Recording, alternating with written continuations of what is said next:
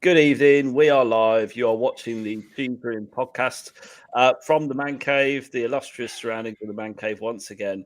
And we have got a fantastic show for you lined up tonight. It's Brighton at home, a chance to go even further clear of the goons.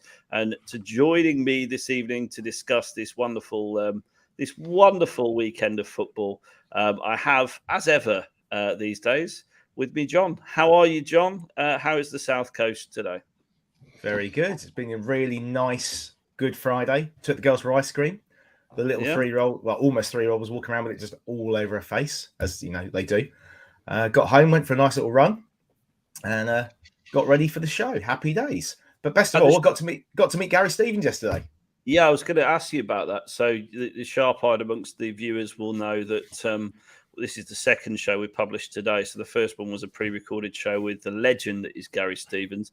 Doesn't regard himself as a legend. Really, what an honest, humble bloke. I mean, I would have no problem describing myself as a legend, I've got to be honest.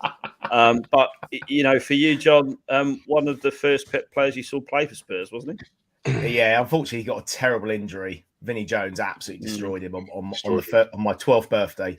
But he genuinely is such a nice guy. Him, Mickey Hazard, a lot of those guys in the 80s, they're so humble and down to earth. Yeah. And he's so positive. He's got this real positive attitude about life and keeps himself really fit, probably fitter than Paul Muir, and that takes some doing. Yeah. But yeah, really nice guy. Really enjoyed it. He's a great bloke as well. I mean, and watchers of the show, you may or may not know that Gary was a regular pundit for us bit last season, the season before, on the audio podcast, which, by the way, is available now to download as well. If you want to listen to Gary's interview, do check that out. It's on all good podcast providers, Spotify, Apple Pods, etc., etc.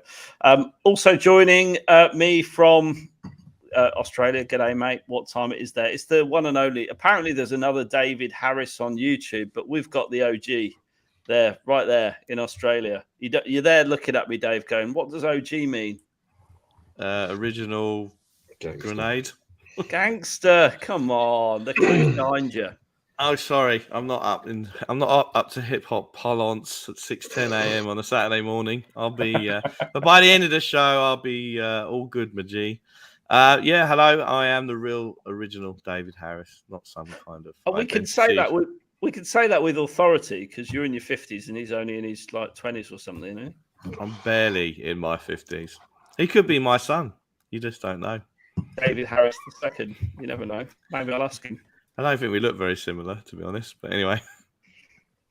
And joining me from London town, how are you, Mr. Muir?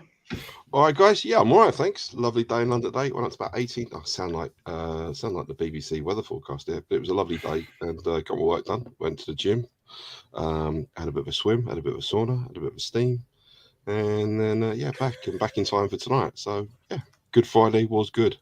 Good Friday was good. All the S's: swim, sauna, steam. That's right. Yeah, leave it there. I mean, it literally sounds like the lifestyle of the rich and famous, your lifestyle, Paul. I wish. I wasn't the one who got a really big bonus this week, but there you go. Let's leave it there. Yeah. Worth every penny I am. Steve, there you go. Steve's in the chat.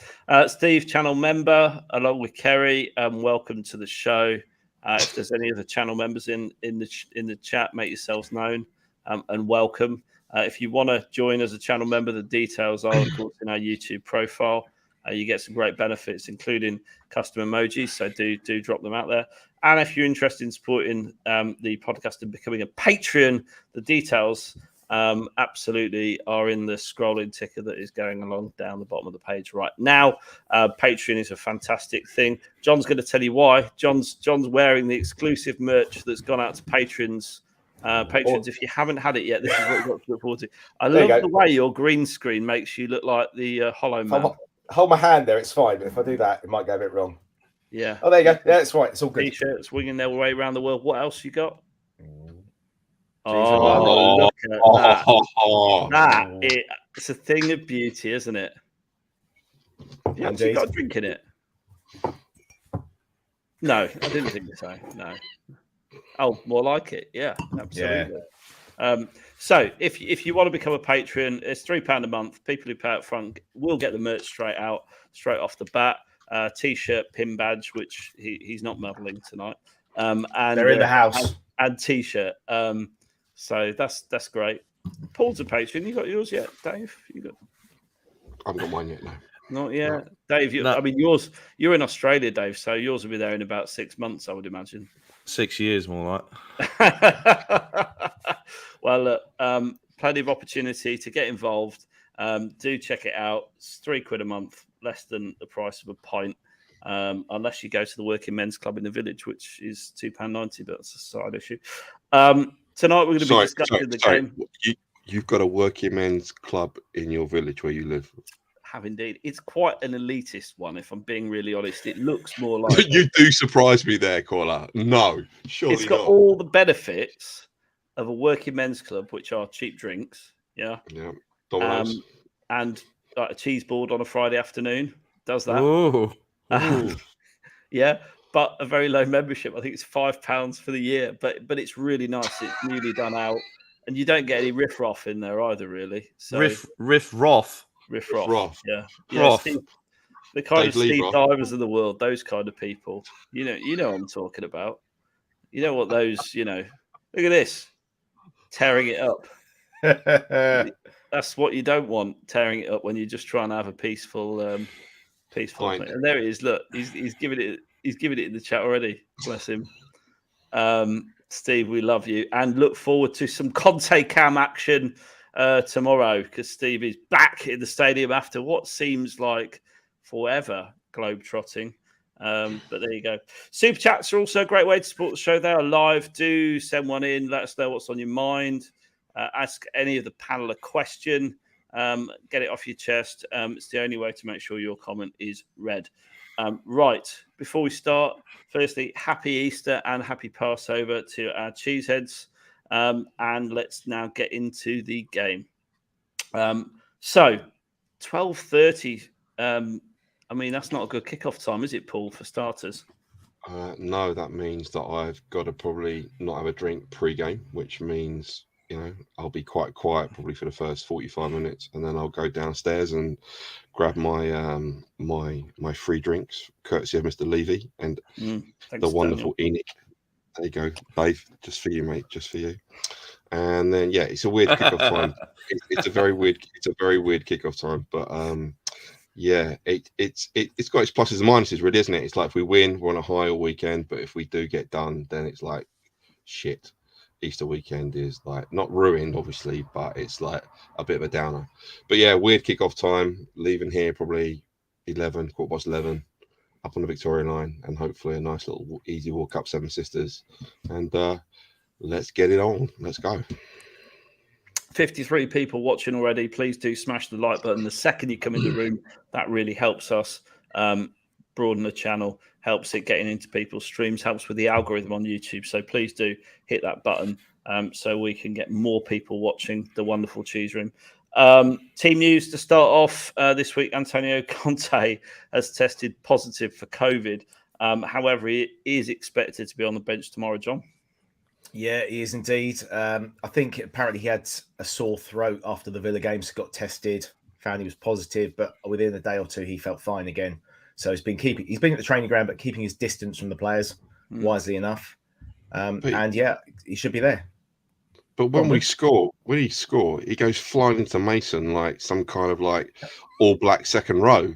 I mean, if he had COVID, then do you know what I mean? It's like little Mason, little Ryan should be getting looked at, and all the I'm sure they are. I'm being facetious here, but you think like, why is he back in the dugout? Is he because what are the rules at the moment? Is it? Well, we don't know. We don't know when he had it. I guess is the problem. So I assume he's past his 5 days and tested. Well, it was tested Sunday, I think, or Saturday night. So yeah. So. Okay. So does that mean Eric Lamela had COVID for 7 years because he always kept his distance from the other players on the training pitch? I don't think there was any problem with that. He was nearly breaking people's legs when he was around. Fair point. Yeah. On FIFA. It's just a badly executed joke, Dave. I think the people we've got to be worried about really are the wing backs on that side, because Conte's shouting at them that if he has got it, he's going to give it to them at some point. We said there's a lot of spittle involved, where there are no COVID rules anymore. There you go. They absolutely he spreads a lot of spittle, doesn't he? So when he's shouting his orders, celebrating, whatever. I mean, he's like, if there's one person you didn't want to have to be COVID, it would be him. The whole front row of the Tunnel Club would be screwed if he's, do you know what I mean? So Steve, take a mask. That's all I'm saying. I think it's probably a good idea if you do. Steve, can we get some slow-mos of seeing if there is any spittle coming out? Slow-mo Conte can. That's not been done before. So that could be good. That'll be really good for the algorithm, wouldn't it? Slow-mo really good for the algorithm. We know that Doherty, Skip, Tanganga are all out. Who's going to be at right wing back, Dave? You got three choices. You got Emerson Royale, the marauding right wing back who gets down the wing, the touchline, puts those crosses over. You could put Reggie as an inverted right wing back who, we could do that. We could put Lucas Moura there, which would make HG very happy and smug. So probably we shouldn't do that. We could put Stevie B there. We could put a Kulusevski there. I think he'll go with Royale. And the important thing is that you've got Romero on that right side of the fence who's basically looking after him. That's important. So God forbid he gets that booking that makes a suspension. Then we imagine having Davison Sanchez and Royale on that right-hand side. It's not worth thinking about, is it? Dave, you're wrong. He needs two bookings. He needs two yellow cards in this game. So one booking is fine. Yeah. But I'm just, I think he'll still go with Royale and watch him maraud down that right-hand side like the Orient Express.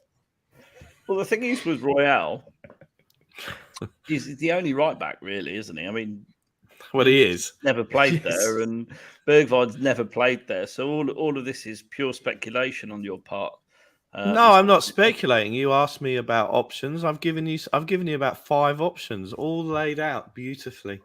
And for me, it's an inverted left wing back, so Sessegnon or Reggie or Royale. But it makes sense to play Royale there, given he's got a right foot. I know not a lot of people will like that. Paul, you're all about giving people lots of chances. You're a lovely guy, kind, caring, considerate. Emerson Royale, where do you stand on him? I'd play him.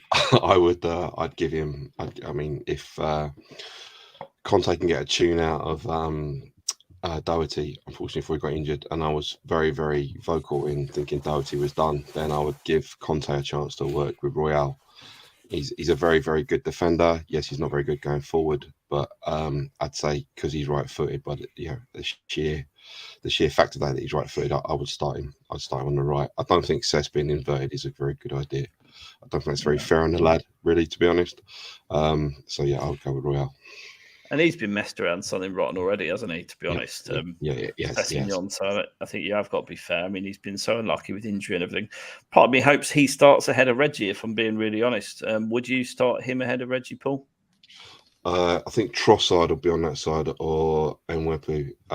No, I would start with Reggie tomorrow. I think Reggie's a better defender, and I think if we're hopefully 2, 3, 4 up. Maybe the way we're scoring, then we can introduce Cess to get 20, 25 minutes and bring him through. But tomorrow I would start Reggie. Skip's still out. Yeah, he's not coming back, Skip, this season, in my opinion. I mean, that's not what the club are saying. Look at the games we've got at the moment, Caller, and look how important they are. Would you change our midfield right now for someone who's been out for as long as he has? It's not just about changing him; it's about putting him on the bench, having another option from the bench, isn't it? Surely. Okay.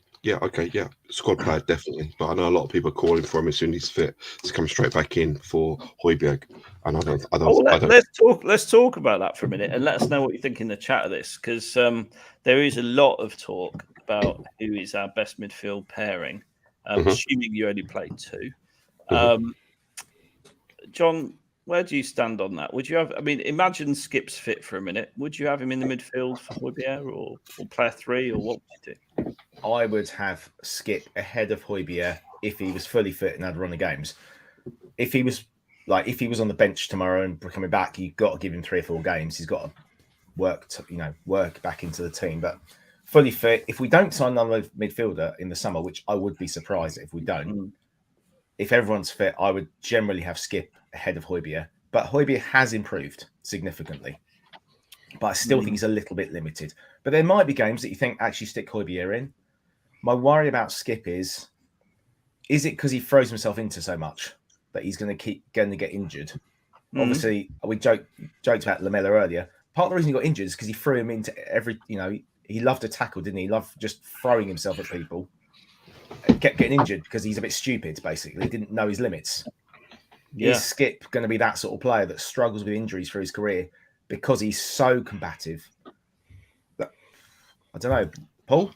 I don't think he missed any games for Norwich last season. I mean, I watched pretty much all of the games he played because he was there on loan. I know Cantwell was out for a little bit, but I think Skip probably played most games, and he wasn't shy on putting himself around. So maybe that's catching. I don't know. I was reading today about the injuries that Leeds have had, and it's about the training that that Bielsa put them through. They've lost like 1,300 hours or something to training injuries, or playing minutes to training injuries. What they put down to Bielsa's kind of like overtraining and under recovering the players. Yeah, and I just worry if you've got someone like Skip who's a talent, and he played pretty much like 40-45 games last season, and he was a mainstay apart from when he got dropped for Arsenal under Nuno. He's played a lot of football already. If you rush him back now, I think you're really gonna. I think if you bring a player back too quickly, too soon, you're gonna pay that. You're gonna pay that further downstream. Something's gonna go wrong. I mean, we haven't seen Skip with Bentancur yet, so it's an unknown thing. I used to say this about Giovanni Lo Celso and Ndombele. I thought those two would play really, really well together. I mean, but we never saw it because either one was injured or one was out, not good enough or not fit enough. So I don't know who our best. We've got Pepe Mati Sarr coming next season as well. He's got a slot in as well. We'll probably go for another creative midfielder. Ericsson, who knows? So I don't know who our best midfield is, but at the minute, I wouldn't bring Skip back. At the minute, it'll be Højbjerg and Bentancur tomorrow. Paul, do you think Skip's a better player than Højbjerg? Yes, I do. I think Skip's got more to his game. I think he's got more drive. I think he's got more spatial awareness, which I saw at Norwich as well. I think he's a better all-round fit for Tottenham and Conte ball than Højbjerg. I've said this before lots of times. Højbjerg was very, very steady Eddie, 6.5 out of 10 when we were awful. Now we're playing better football. You're starting to see a little bit of his deficiencies, and I think Skip, when he comes in, you'll see us go up another further level as well with Skip's attributes. I think Skip's a terrific player. I mean, I've been calling him out as a terrific player for many years. You never mentioned that. No, never mentioned that. I got the desired response then perfect. I heard you in the delivery room when he was born, and said he's definitely going to play. What are you on about? I was the ringer of the nurse. I was there with the forceps. You did what to the nurse? Forceps. He's out he came of the womb, and Mr. Skip. He's definitely going to play for Tottenham. I knew he was class. Yeah, as they called for security and had you removed from the hospital once more. I was actually going to say the best pairing is Winks and Højbjerg, just to get a reaction out of you, but you got there first with your reaction out of us. Very strategic there, caller. Look, I think the pairing's got to be Bentancur and Skip. I think up to when he got injured, Skip was our best player of the season, which wasn't difficult, given the opposition that he was up against. And, I think that he had the real benefit of going away, having a year with Norwich and has come back a hugely improved player, which is really what we should have done with someone like Brian Hill, rather than sending him back to Spain to reacclimatise himself with Spain. So, I suppose in fairness, that depends where you get to with Brian Hill, and does he come back to Spurs even? Well, he won't, really. He might not. He might or might not. He won't come Jury's back. out. He's got a long contract. Then they'll buy Haven't him they out. all? They'll buy him out of that contract. Yeah, if they've got the cash. Yeah, Which is a I big think they'll if. be cash. Caller's got That's us all on long contracts with the cheese room. We're all locked in for 6 years with We did no talk option to about go it. anywhere else. There's an option for an extra year just in case you're good. But I mean, contracts work both ways, don't they, Dave? Unfortunately, if you're shit, I can't just dump you. Let's know the well, comments. Jesus, that got dark really quick.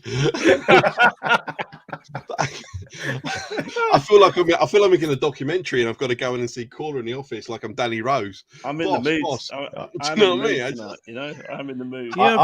You're a bit spiky tonight. Is that because you had to work on Good Friday? Is that why? I don't care about working on Good Friday. It's just a Friday, isn't it? It's not a drama to me. I'm going to throw this up here as a question. Would you sell Højbjerg if the right offer comes? Well, I'll tell you, if everyone hits the like button, I'll give you our answer because there's 76 people watching and 34 likes. So please do smash that like button. But yeah, okay. Would you sell Højbjerg? I wouldn't have a problem with it, but I'd want Winks gone first. That'd be my view. Fair comment. As in sold, do you mean? Just Sounds gone. a bit threatening. Sounds a bit threatening. Yeah. I couldn't care less, really, to be honest, as long as he's not at the club next season. Ideally, get some money for him. That would be a benefit. To reinvest. I mean, who would buy Winks? Serious question. I said this about Delhi, and obviously Everton were the stupid ones. Yeah. Fulham. Yeah. Do you think? Sorry. Who would buy Winks? There's lots of players that would buy Winks. There's lots of players that would buy Winks. He's homegrown. He's a steady Eddie. And in fairness, let's be really honest. Like Winks has had some good games for Spurs. He probably needs a fresh start, a bit like Delhi, but to get in the team. Yeah. So actually, there's a player in there. He's not dreadful. Where I see Harry Winks and where I've always seen Harry Winks, apart from maybe that one game against Madrid, is playing for a Southampton or a Crystal Palace or an Everton, someone that's not in that elite level, and which is where I want Spurs to be at that elite level. And for me, that's why he's got to go. He is the weakest link. Goodbye. Okay. Well, I think if we give Southampton Winks, Emerson, and 20 million, and we get James Ward-Prowse, that'd be a great deal. It would be a great deal. It's not happening though. It's not happening, Dave. Love that. Are you saying I can't dream? Just dream a little. Well, I suppose on the basis that, like you said, he can be bought out of a contract, Paul. Contracts are like hearts; they're there to be broken. Oh, is that a Jason Donovan song? Forgotten about that, actually. Anyway, let's get back on track. Yes. Brighton's team news. Duffy and Alzati both out. Adam Webster expected to make his first start in 2 months. Do you know much about Brighton, John? Well, Webster's a local lad to me, actually. He's from Wittering, went to the same school as James. I'm just going to find their form, but it's interesting that Webster's last start, I'm hoping this is the right picture. There you go. Can you just remove that comment, Dave? That's their form. His last start was Manchester United, which was right at the bottom of the screen there. That was their first defeat of the little run they were on, and he missed all those games. Yeah. He is definitely the mainstay of their defence now. Dunk as well. Duffy's obviously a bit older, been to Celtic, come back with Ben White leaving. And he scored against us a couple of years ago at the Lane on the Boxing Day game. Yeah. He's a good player. I mean, he did get beaten in the 3-1 FA Cup game, but he'll make him better. And we know we're not great defending set pieces, although we have been better in recent weeks. So him and Dunk worry me. That's going to be one of the main chances they've got to score against us, I think. Yeah. Otherwise, they've got lots of these little busybody players, haven't they, that are very quick, very nimble. Their biggest problem is goal scorers. Nothing's changed from last season, really. I was going to say, they got Mopé, though, haven't they? Yeah, I mean, he didn't start last week. Yeah, Welbeck and McAllister, Brazilian guy, but spelt McAllister like he was Scottish. I watched that game when they beat Arsenal. It was a good game. And Welbeck did nothing. McAllister's a good player. I think when the Mopé plays, he plays slightly withdrawn, a bit like Delhi used to do behind Kane. But yeah, they've got some good players. And Wepu's back, he's really, really good. Basuma on his day, he's excellent. I think Cucurella, they're kind of He played more as a kind of like a left-sided centre back against Arsenal, but he's a good player as well. Yeah, and they play good, neat football, but I think, you know, they've got 37 points. They're 10th or 11th at the minute. Do you know what I mean? It's like, are they really going to be fully up for this? Possibly not. I don't know. We'll win tomorrow, but they've got some good players. I saw Gary Stevens made the point, John, in the preview that he recorded with you, which is available on all good podcast providers and YouTube right now. I saw him make the point that Brighton have got some stuff to play for. They've got, you know, the South Coast rivalry. They've got, obviously, their own personal pride on the line. It doesn't look like we're going to be... Sorry, that's me. John, what are you doing? Trying to add a photo. I went in the wrong show. Sorry. Was that our new mystery guest? Yes. Guess the man. It's John. It's guest to guest. John, stop multitasking and answer me this. What did Gary Stevens say about Brighton having something to pay for? I'm just trying to find the is this the table? There you go. There's the table. So Brighton obviously got this little battle in the middle where you go from Leicester down to sort of Newcastle 33 points, where there's quite a few teams having a little juggle. Obviously, Leicester are going to have their eyes on the Conference League now very much. And Brighton obviously jumped up above Villa last week. Brentford are doing well. Southampton are in a bit of a nosedive and had a terrible week.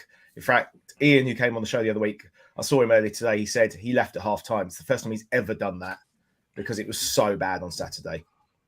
And, you know, losing, he'd said on the show that there'd never be a 9-0, and he thought there was going to be on Saturday. Chelsea just ran riot, and Southampton were all over the shop.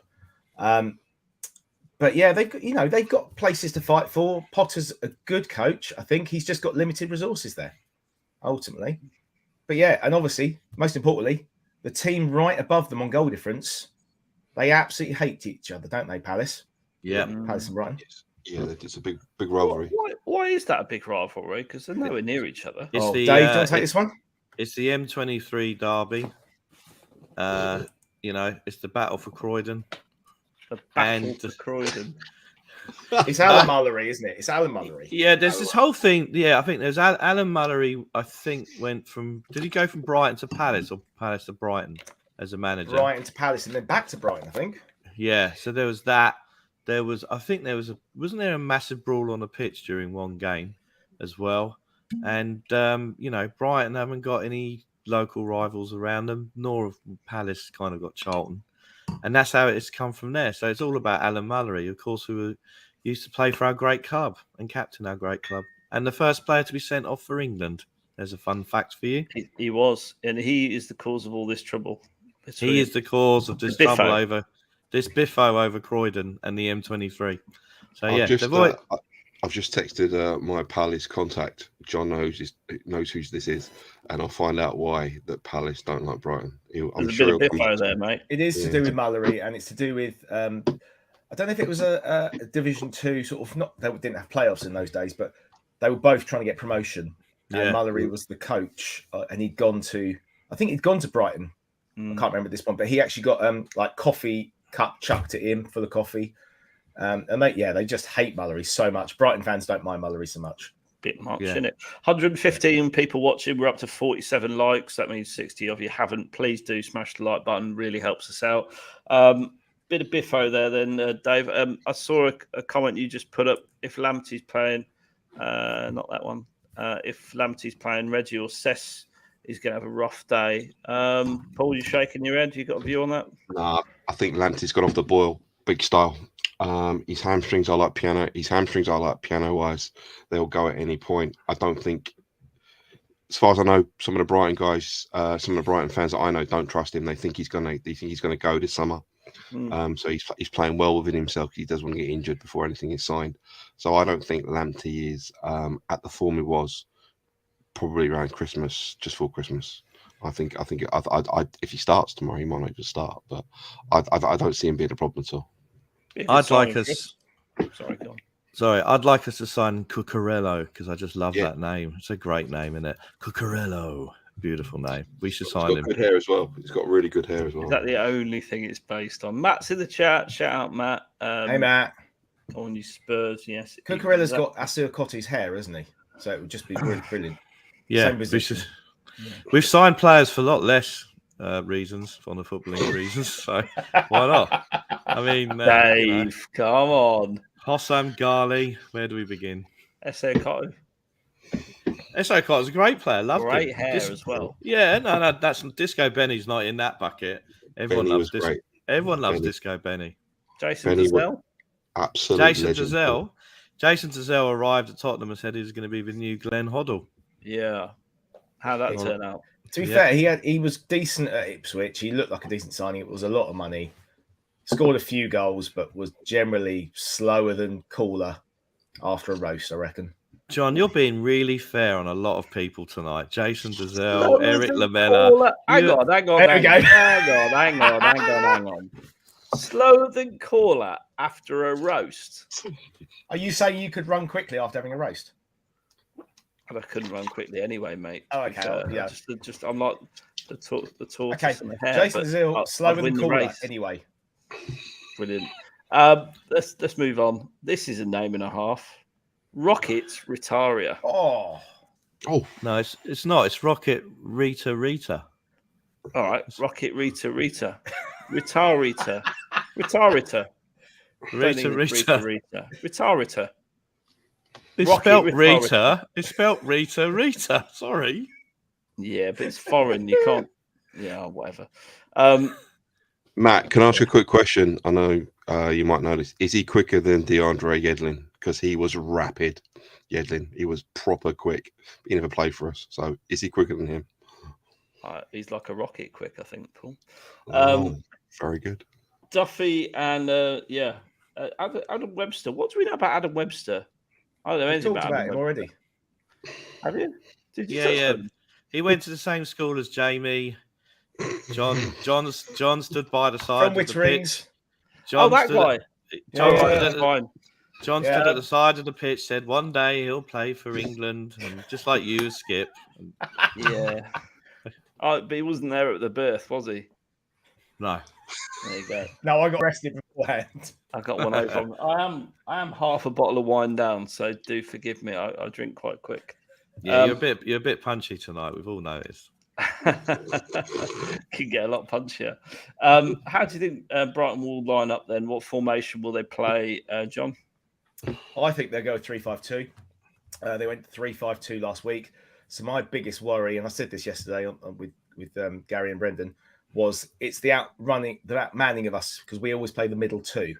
And they're three that they had last week. Very mobile, very strong midfielders. But we've had this a few times, and we just seem to get through it. Conte obviously has a plan, and the players stick to it. But that always worries me. We seem to get through it now. We seem to get through it now, but we didn't before, did we? When we went on that poor run, yeah, we're getting overrun in midfield. What's the fundamental difference, do you think, Dave? Maybe it's a little bit when he tweaks it, and he kind of gets Kane to drop a bit deeper. Not that I'm saying that he turns Kane into a marauding Graham Roberts-like presence in the central midfield, but he drops a bit deeper, and then he plays in the other two up top and gives them more to think about. So I expect the same kind of thing tonight, whenever it's on. Well, it's tomorrow for us, and we're the majority, so that's fine. And bloody hell, caller! Bang! Punchy as fuck. Brighton's form. I know you've already flipped it up, John, but they're having a pretty miserable time, aren't they, at the moment? Well, they were until they beat Arsenal. I mean, yeah, but that's a given, isn't it? Well, hopefully Southampton might find some form tomorrow as well over the weekend. It's Sunday, whenever it is. Yeah. But yeah, it was a good result. It was a good performance. Both goals were very, very good goals, weren't they? Nice football. We've got to be on it tomorrow. We should win, but we've got to be on it. We can't switch off. I mean, there you go. Look, they've drawn against Norwich. I mean, that's a gimme, isn't it? And then beat Arsenal, which is also a gimme. So, I mean, we're at home as well. You know, I'm confident. They've got a good goalie, Sanchez. I think he's a good goalie as well. Yeah, I think he is. So you know what goalies like. Sometimes they could turn into like Tim Krul, Newcastle style, and like stop everything that we do. So just a little kind of like a little caveat there about the goalie. He's quite good. He is good. But then, I mean, he hasn't faced our front four, has he? Who are just front three, I should say, who are absolutely on fire right now. Mhm. Is there Well, a better he did a month ago, All right, he did a month ago and we won. and the month 3-0, before wasn't that as well, wasn't it? Yeah. Well, but John, the key point here is form. Yeah. True, Should we yeah, talk? I mean, should we Sonny talk was about in Webster? Should we talk about Webster for the third time? If you want to, Dave. I want to talk about Kula Sexy, Kane, and Sonny hitting form right at the right time, are they not?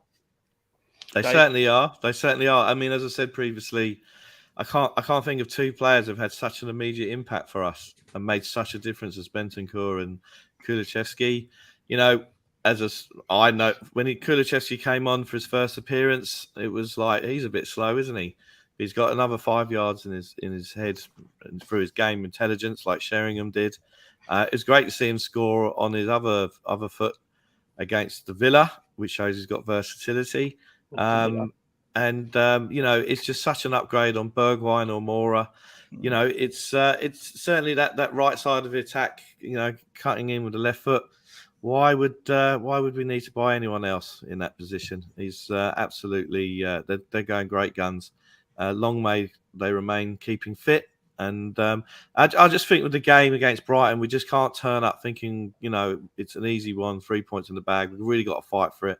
I'm sure that Conte won't allow that. But, we've seen typical Tottenham over the years where we've done the hard yards. And then the next game we play, we're just really complacent about it until it's too late. So we've just got to go in there, boss it, get the 3 points, sets the weekend up nicely and puts additional pressure on the teams below us. I feel like it's... I think you could have said the same before Villa as well. I mean, Dave, as usual, Dave's made some very good points there.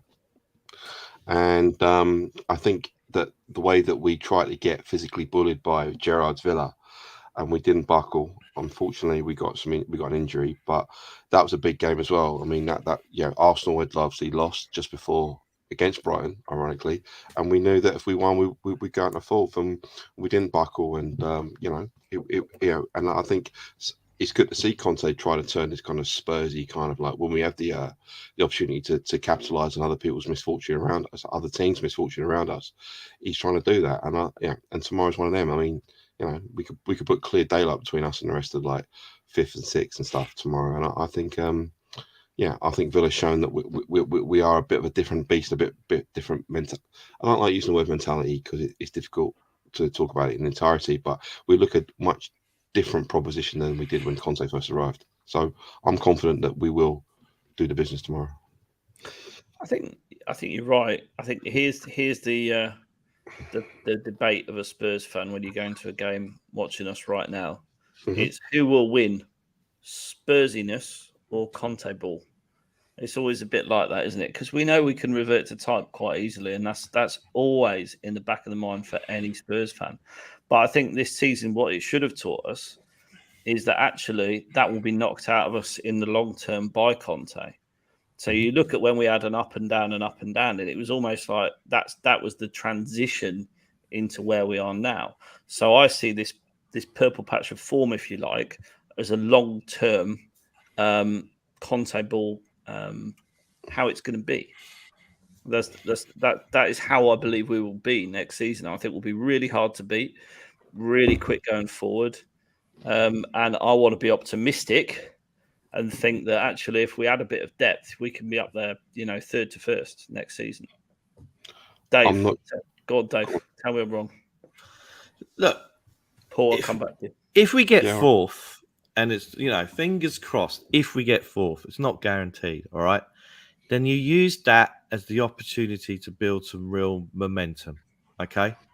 Now, on the one hand, our owners could argue that we've got to pay the money for Romero, probably pay the money for Kulusevski. We've bought Bentancur outright, haven't we?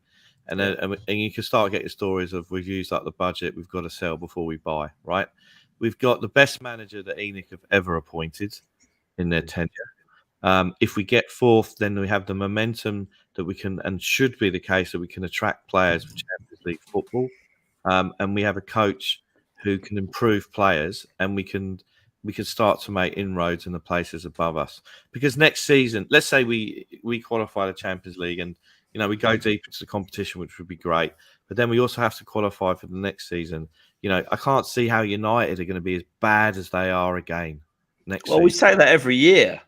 But, I mean, that's them. Newcastle, although I don't think Newcastle will be challenging for fourth next year, but they're certainly going to strengthen, let's be honest.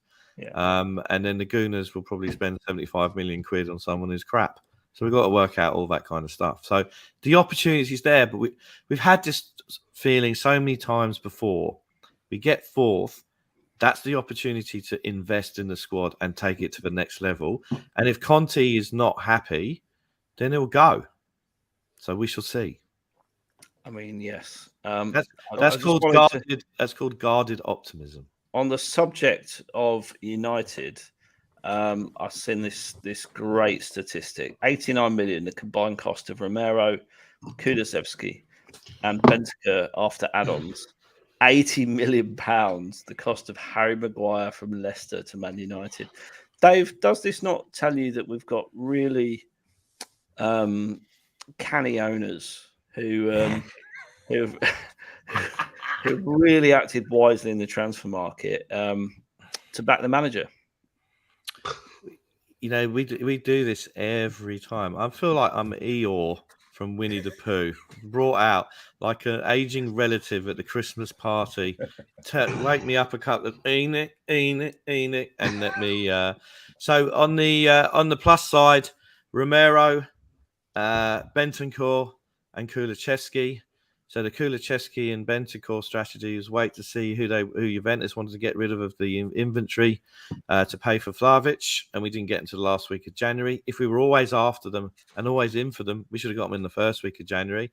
On the debit side of Paratici, Emerson Royale, Brian He's Hill. in the clear, by the way, Paratici. So he's going to be, apparently, according to Kerry, so he's going to be free to wheel and deal.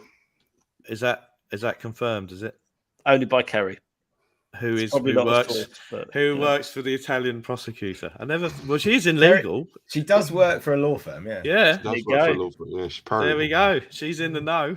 Yeah. Where are we? Anyway, look, on the debit side, Brian Hill and Emerson Royale, 50 million quid. It's not something that's yes, that's right. It's not something. I don't accept that. Why don't you accept that? Because Emerson Royale is by no means a dud. He's done okay. He hasn't set the world on fire, but he's been okay. He certainly hasn't been a Jason Dezell. Let's put it that way. He hasn't had a Dezell, right? But secondly, yeah, Hill, you'll get more than you paid for him. Okay, so not a bad investment at all. One of Europe's hottest prospects when we signed him. Okay, so Royale, first thing with Royale, even if we played with a flat back four and he's playing right back, which is his best position, in the modern game, your fullbacks have got to bomb forward and get your crosses in. He is not capable of doing that. And in the context of how long he's been at the club versus other players that Conte has improved, like Doherty, Romero, Ben Davis, Dyer, they've all gone up because of the Conte factor. Emerson's just been the same. I mean, as I said, at the start of the second half against Villa, he gets the ball, he cuts inside, he loses the ball, and I think a mushroom cloud went over the bench with Conte. It's probably that's when his spittle and COVID came out, probably. So he's not improved in that time as everyone else has. Okay, Brian Hill is a classic of we go and buy a player who plays left wing and is a touchline hugging left winger. We haven't had one of them in years. We don't play like that. Okay, so we spent 25 million quid plus, I don't know, £5 for Lamella going the other way. And we're not in a position with our owners to piss 50 million quid up on wall on two players. So those two and the rapping Italian. Hang on a second. Those two and the rapping Italian goalkeeper they're on the debit side of the Paratici ledger and on the plus side. So it's 3 versus 3 at the moment. In your opinion, not in mine. Well, the Italian you've got that right there, because this is a conversation and we're the cheese room and we have conversation views for everyone. Absolutely. So that's your opinion. And here's a shocker. That was my opinion. And then we've had two opinions. Amazing. I've woken up now. Thanks for that. Look, the reality of it is, Dave, Mm-hmm. that Emerson Royale is a perfectly serviceable right back. He might not be able to get to the right wing and ping a ball in, nor could Carl Walker. Still can't, by the way. He's perfectly serviceable in a flat back four. You're going to get 25 million quid or there in the region of back for him. He's been all right. He's not been a disaster whatsoever, despite what Twitter wants to say. And absolutely, there's better right wing backs out there. Of course there is. Doherty for one.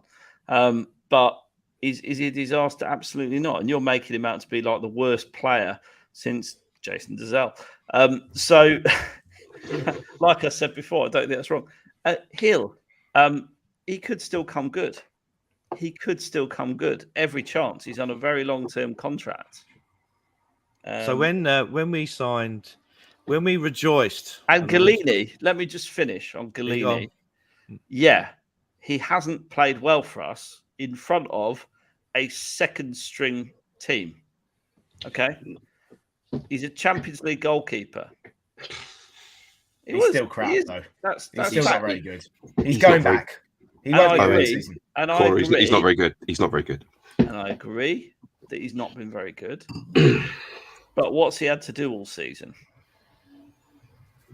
Well, that's because he's got one of the better goalies in the league in front of him. Yeah, absolutely. He was only ever signed up to be an understudy. He's absolutely fine as an understudy. No dramas. So, again, not a flop.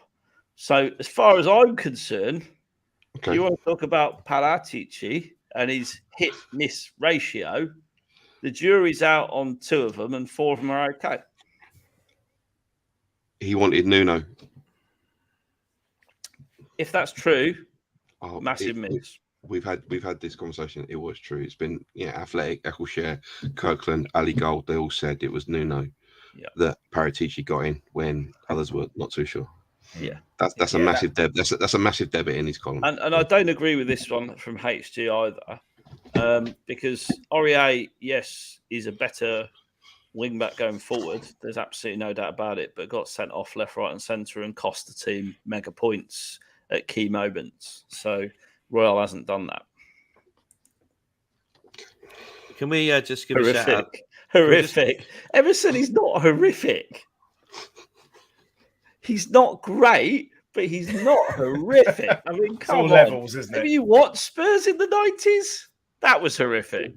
We've had some dreadful right backs over the years. Brian Statham. Dare I say it? Dean Austin wasn't very good. Dean Austin. Sorry, HG. I know, it's his hero. Sorry. Dean Austin was all right, but injuries really what hampered him.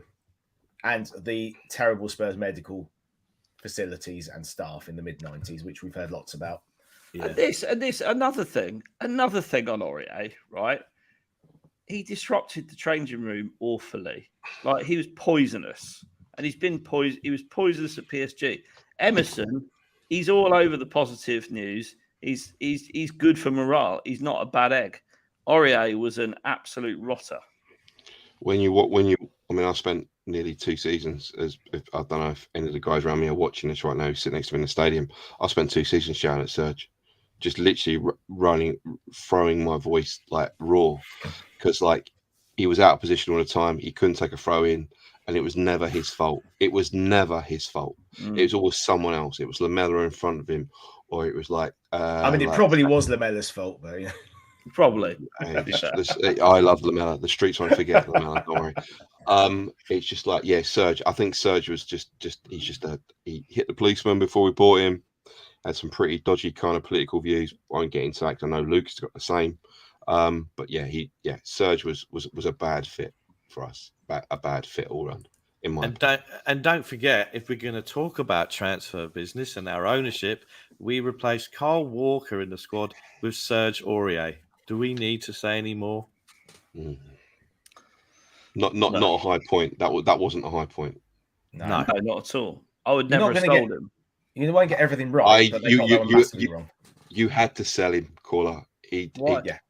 Because he'd had his head turned massively by Pep. Let's not be revision. Yeah, but we're a different entity now. Back then, we played him against Villa. and I was at the game, and he should have been taken off for 25 minutes. He couldn't do anything right, and he just basically he was useless for those last 4 or 5 games. He was terrible, Walker. His head was nowhere near ready to play for us, and yeah, he had to go. He Daniel probably got what did we get for him? 53 million for a right back. You know, that's I'm going to disagree.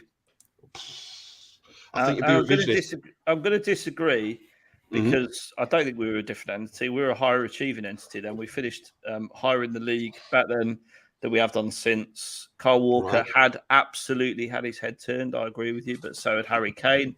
We put up with Harry Kane being awful for the first 3-4 months of the year, not even in the side first couple of games when we really needed him.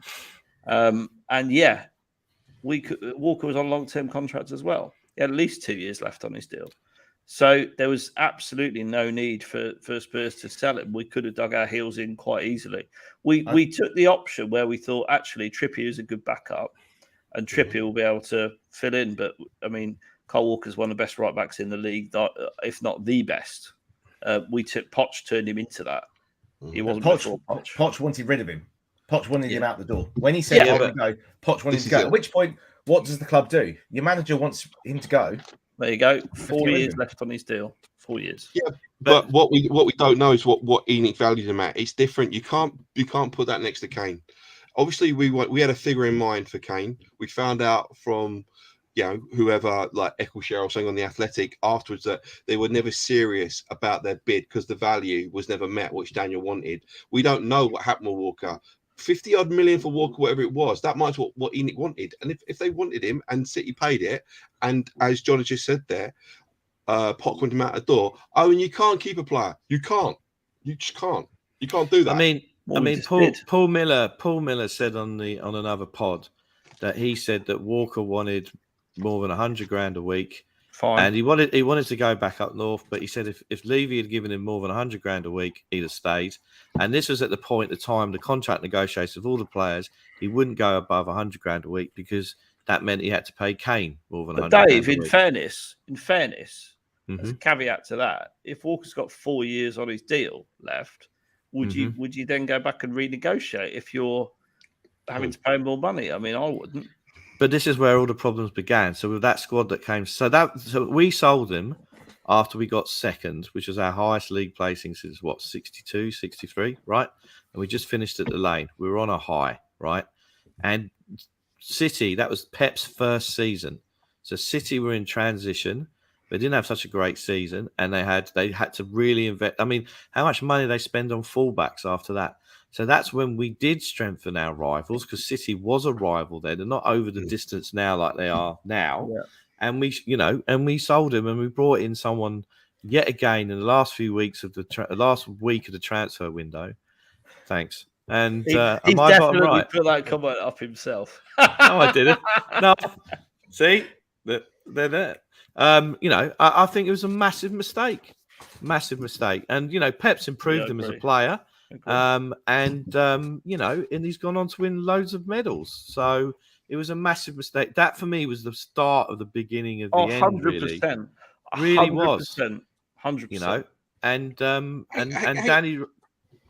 Why is it a mistake if the manager at the time and the club have probably got the value that they wanted?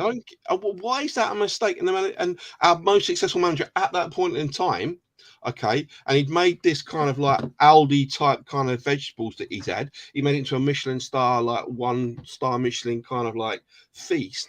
If one of those ingredients want to go, and he's prepared to like let that spud go or that tomato, then why have we got to keep him?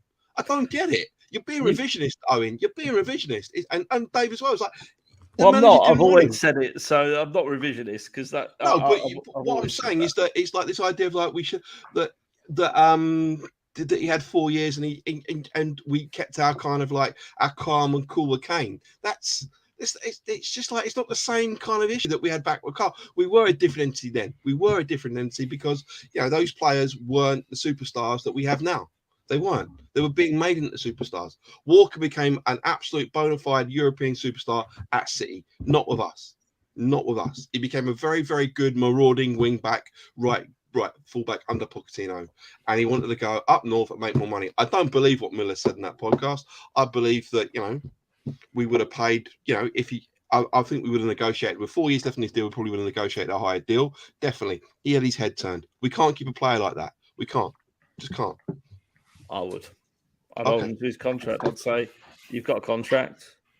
You signed it in good faith. I'm going to hold you to it in good faith. There's no amount of money. You're not for sale, because actually our goal is to win the league. Our goal is not to turn. And whose fault is it, Caller? Is it Poch's fault or Levy's fault? Well, if Poch wanted him gone, then it's Poch's fault. I blame Jason Dezelle. Definitely Jason Dezelle's fault. Dave, question for you. It could be Jason Dezelle. Jason Dezelle or Harry Winks? Who's worse? Oh, fucking hell. Jason Dezelle was miles worse. I think there was at some point he gave an interview at the end of the 95 or the 96 season where I think at some point in the 95 season he was going shopping in Covent Garden on a Saturday afternoon because he was nowhere near the squad. We had Popescu and House and all of that. He was a dreadful player. Him and Sam Ways in the same midfield. Sam Ways, Christ, he was terrible. He is terrible. I like this. Can we expand on the spud and tomato theme and link all of our first team with a vegetable? I just think the fact that you bring Michelin star restaurants into it just shows, how and much the word you enjoy a Aldi good meal. at the same time. It's quite impressive. Aldi, you covered all bases. You covered all bases. Other supermarkets are available, including the one that. Yeah. Anyway. No, move on. Move on. Can I just give a shout out? I don't know if he's still there anymore. I think there's a guy, Game and Gain. It's his first time watching the show. So welcome and thanks. Welcome. Sometimes Dave talks this much sense. Other times you can't get a word of sense out of him, if I'm being really honest. But do hit the subscribe button, tune in, and hopefully you'll hear lots more sense from him in the future. I hope for that, because normally he talks nonsense. To be honest, if we get fourth, okay, and we are in the Champions League, do you think we can bridge the gap next season to Chelsea?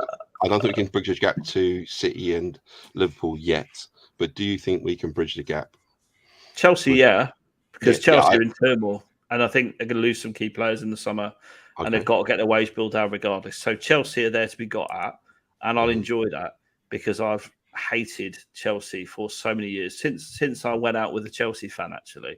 And her dad was a Chelsea fan and just used to rub it in. It was when Mourinho was the manager and he just used to smash us every time. And I'm a nose rubbed in it every time and I hated it.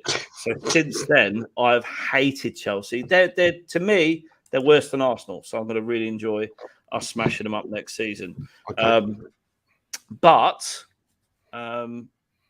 City and Liverpool, that's different gravy. It is, isn't it? So I think when you're talking about them, I don't see how unless we drop a shitload of money. But if we finish third, had a couple of cup runs, would you be happy? No. What would make you happy? No. We got to win. We have to win something with Conte. We have to win something. That's it. Yeah. So that realistically means if next season we get top four again and win a domestic trophy, then to me that represents a great season. Yes, to me. Yeah. In the context of the two teams the two teams that we mentioned, City and Liverpool, are uncatchable at the minute. We can probably turn over Chelsea, so getting to third and fourth and winning something next season, that is a success. That's massive. Rudiger rumours, I've seen them. Rudiger in contract negotiations. I mean, on a free at the end of the season. He's a quality player. We can't. What for us? He would be a quality player wherever he goes. He's not coming to us. I mean, after out with Son, he's not coming to us. No, he's going to Madrid, isn't he? Or Barcelona? I think he will. I think this is all nonsense, if I'm being perfectly honest. But all I'm saying is, would you have him? Absolutely. Yeah. Instead of who? Davis. It'd be the left side, wouldn't it? Well, Davis is to me, Davis has been great this season, but has he made some crucial mistakes? Absolutely. And would he be a great backup? Yeah, absolutely. Yeah. So, he'd be the one to drop out. And I'm sorry, Joe Rodon's not the answer, Paul. I want to see Pau Torres in a Spurs shirt next season. That's my dream. That's because he's somebody like my father would call Carlos Kickerball. He's my dad. Easy. All right. And he just sounds a lot more kind of like romantic than Joseph Rodon or JR14, as we call him. When you say romance and Joe Rodon in the same sentence. Mate, I mean, have you seen those tattoos? Oh, mate. Oh. Is your dad Alan Sugar, Paul? Because that's what he used to say. I wish my dad was Alan Sugar. Yeah. He'd be in the H Club. It'll be Michelin star 7 nights a week at that point. He'd be in the H Club. One up from Steve Diver. Oh, this is a good This is a good point. Why not stick him in for the deal? They'll want Lo Celso. I think even if we had to give him 20 million and Lo Celso, that's a great deal. Torres is class. He would solve all our issues on that left centre back side. We should absolutely move heaven and earth. And he wants Champions League football, and he wants to come to England. So if we get fourth, we could be in a really good position. And we are in England. We are in England, so we're well placed for that bit as well. I love it. I got my bite within a record amount of time. Never change, Steve. I love you. Absolutely. Sorry. There I removed you for a minute. I pressed the wrong button. Sorry. Paul. We haven't done predictions. Well, I'm coming to it actually. Okay. John, what's your prediction? That was smooth. I went 3-1. You went 3-1 to Spurs, obviously. Yeah. Davo? 2-0 Tottenham.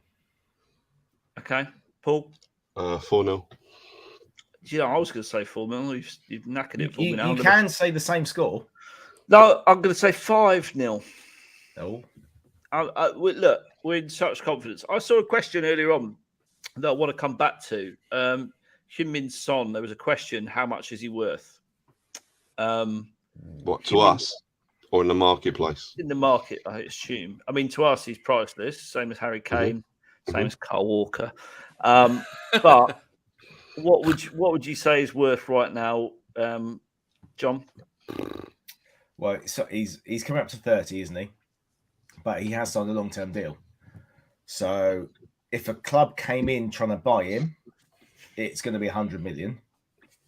If we wanted to shift him, probably 40 or 50. Depends which way you're looking at it, I guess. Yeah. Okay. Dave, top that. 75 plus add-ons. Yeah. Now we're talking. What are the add-ons, by the way? A left-sided centre-back? Yeah. Curly-whirly? Curly-whirly. The rights to the media rights to Jason Tazell. Brilliant. We probably own them, but we're never going to make any money out of them.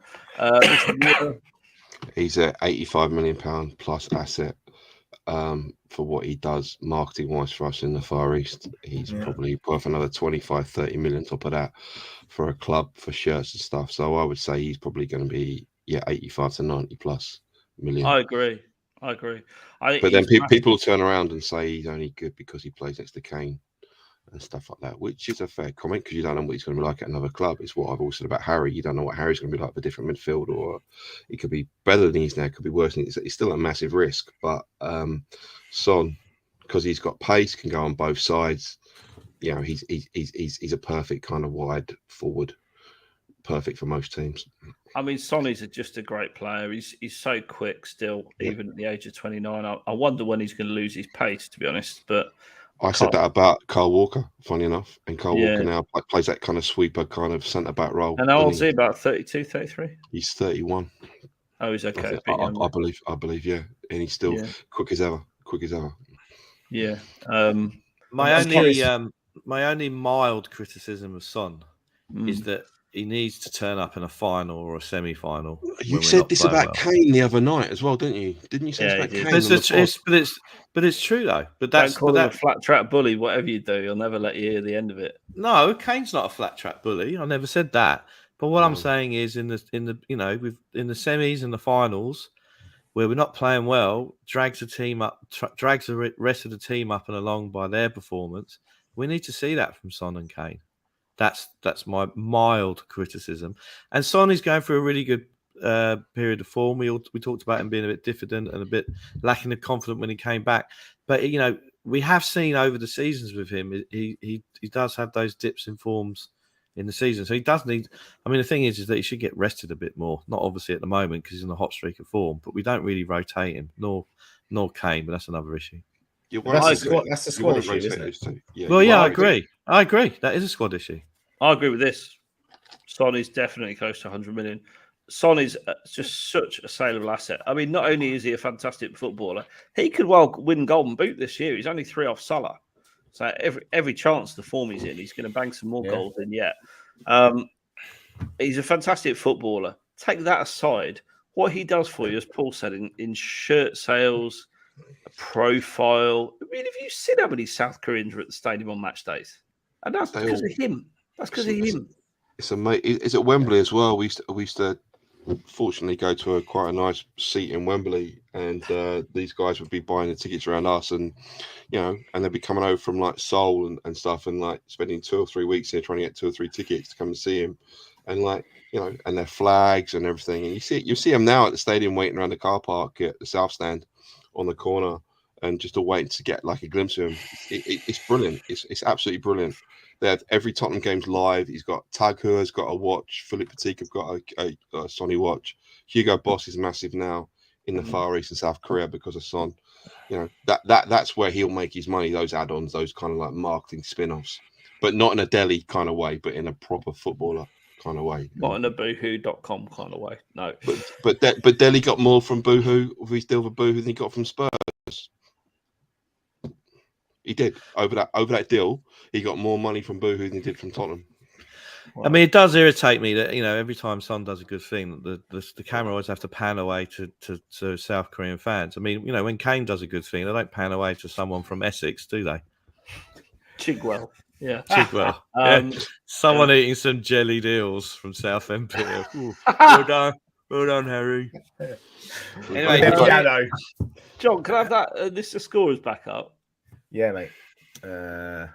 Hold on. Is it that one? That one. There you go. That's the one. So, yeah, there he is. 17 goals, 6 assists. Salah's on 20 and 11. So 3 goals in it. Kane not in the reckoning this year. Mane, I mean, it's pretty poor show, actually, to be honest. But I didn't know Tony scored so many. Yeah, surprised at that.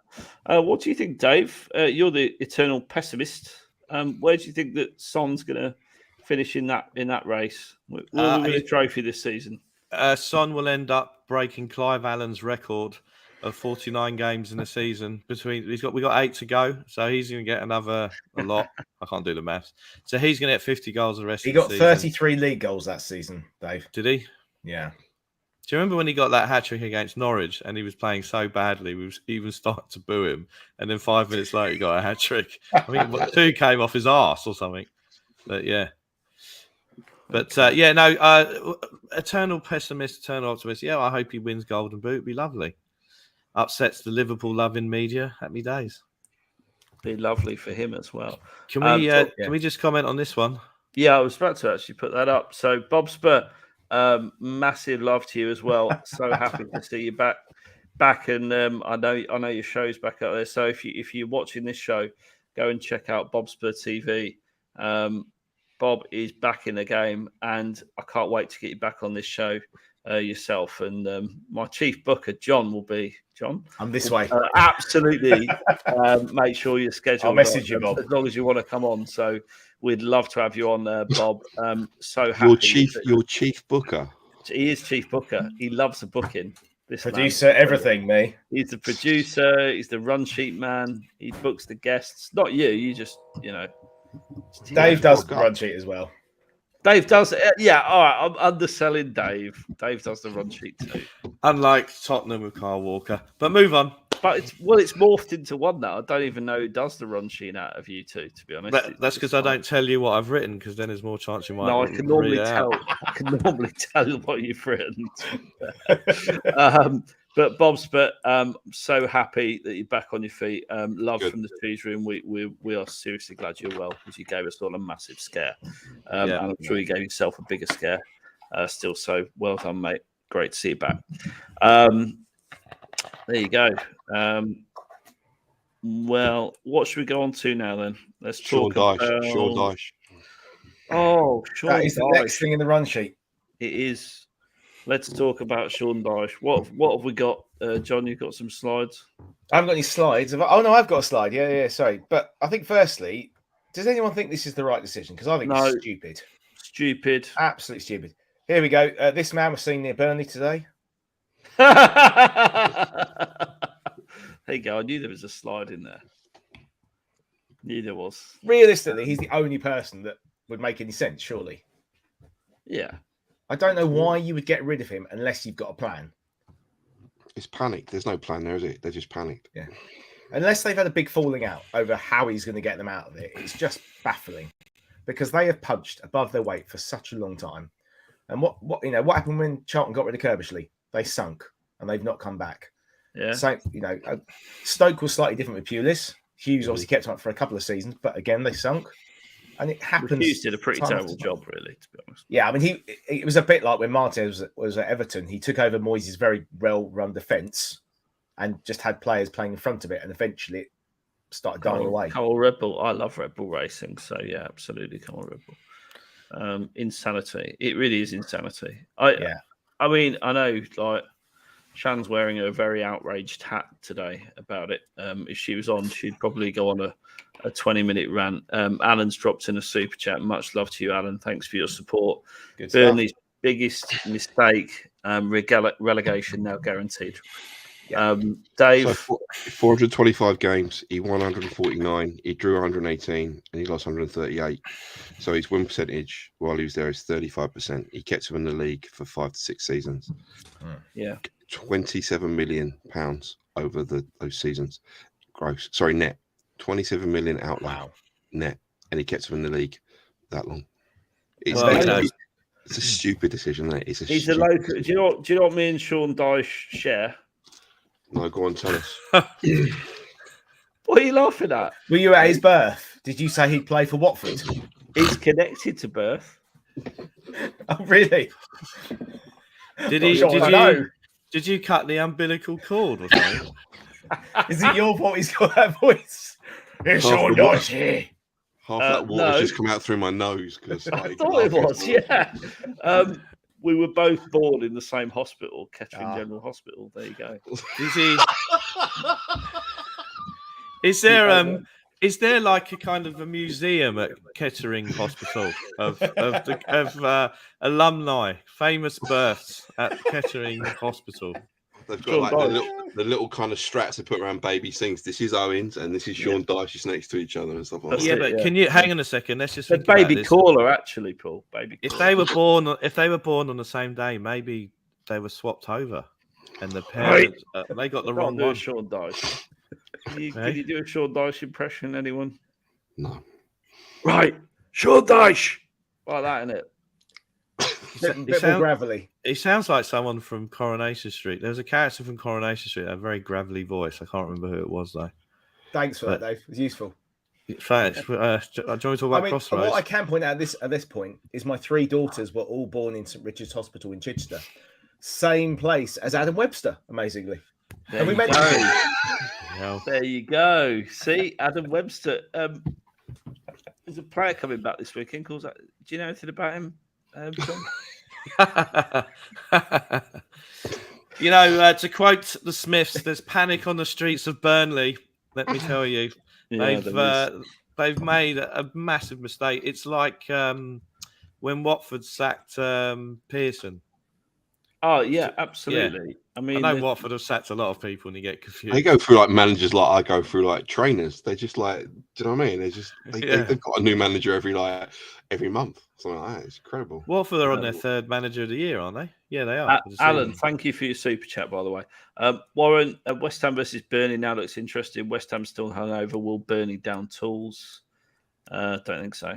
I think that'll be. No. I think that's still fine. I thought Leon were awful the other night and made it look a lot better in the London leg because obviously they had a player West Ham had a player sent off, but the other night and Don got hooked at half time. Surprise, surprise. But yeah, Leon were West Ham weren't bad. Let's put it that way. Can I just say it wasn't a claim to fame, by the way. It was just an incidental fact. No, I think it was actually, because you're saying you're born in the same hospital as Sean died. That's a claim to fame. No, it's not. So I'm not claiming any fame, am I? This is the man who said he's been in the urinal next to Ledley King. So Owen, caller, you be careful what you say. No, that's not me. That's Diver. So no, I thought you met him in the toilet as well. I did meet him coming out of the toilet. That's something different. Away at that point. We can't talk about that. We can't. Sorry. Sorry. Back to football. There you go. There's my claim to fame. Not one I want to admit to either. Wow. Yeah. What? You went? Whoa! Put that back up. You went to the same school as Jeremy Corbyn. Mm-hmm. But hang on, I'm imagining a movie here, right? That the scene is Kettering Hospital. I need some more wine. The scene is Kettering Hospital, 1981. 82. It's 40, Kettering 82. Hospital, 1982, and then Caller's born, and then he goes first day at school. There he is with Jeremy Corbyn in the playground. Jeremy Corbyn's a fair bit older than me, Dave. Yeah, I was going to say. But that doesn't matter. Hollywood messes around with the narrative all the time. You love a narrative. Not as much as you do. I'm sure Dyche would have been 10 when Caller was born. Okay, John. Yeah. John, you're getting a bit punchy tonight as well. Just because you got your new cheese room t-shirt on, you're feeling a bit invincible. Oh yeah. Can we just at this point flog that dead horse again, John? Because we haven't for a bit. So Patreons, this is what it's on his way to you, and a pin badge which John forgot. It's in the house. I couldn't be bothered. Turn your mug round, John. Turn your mug round. Look at that, a cock and cheese, and a mug. What more do you need? Cock and cheese. Yeah. So patrons, that's on its way to you. Now, if you're not already a patron, you gotta put. If you're not already a patron, you can do so. So the details are there.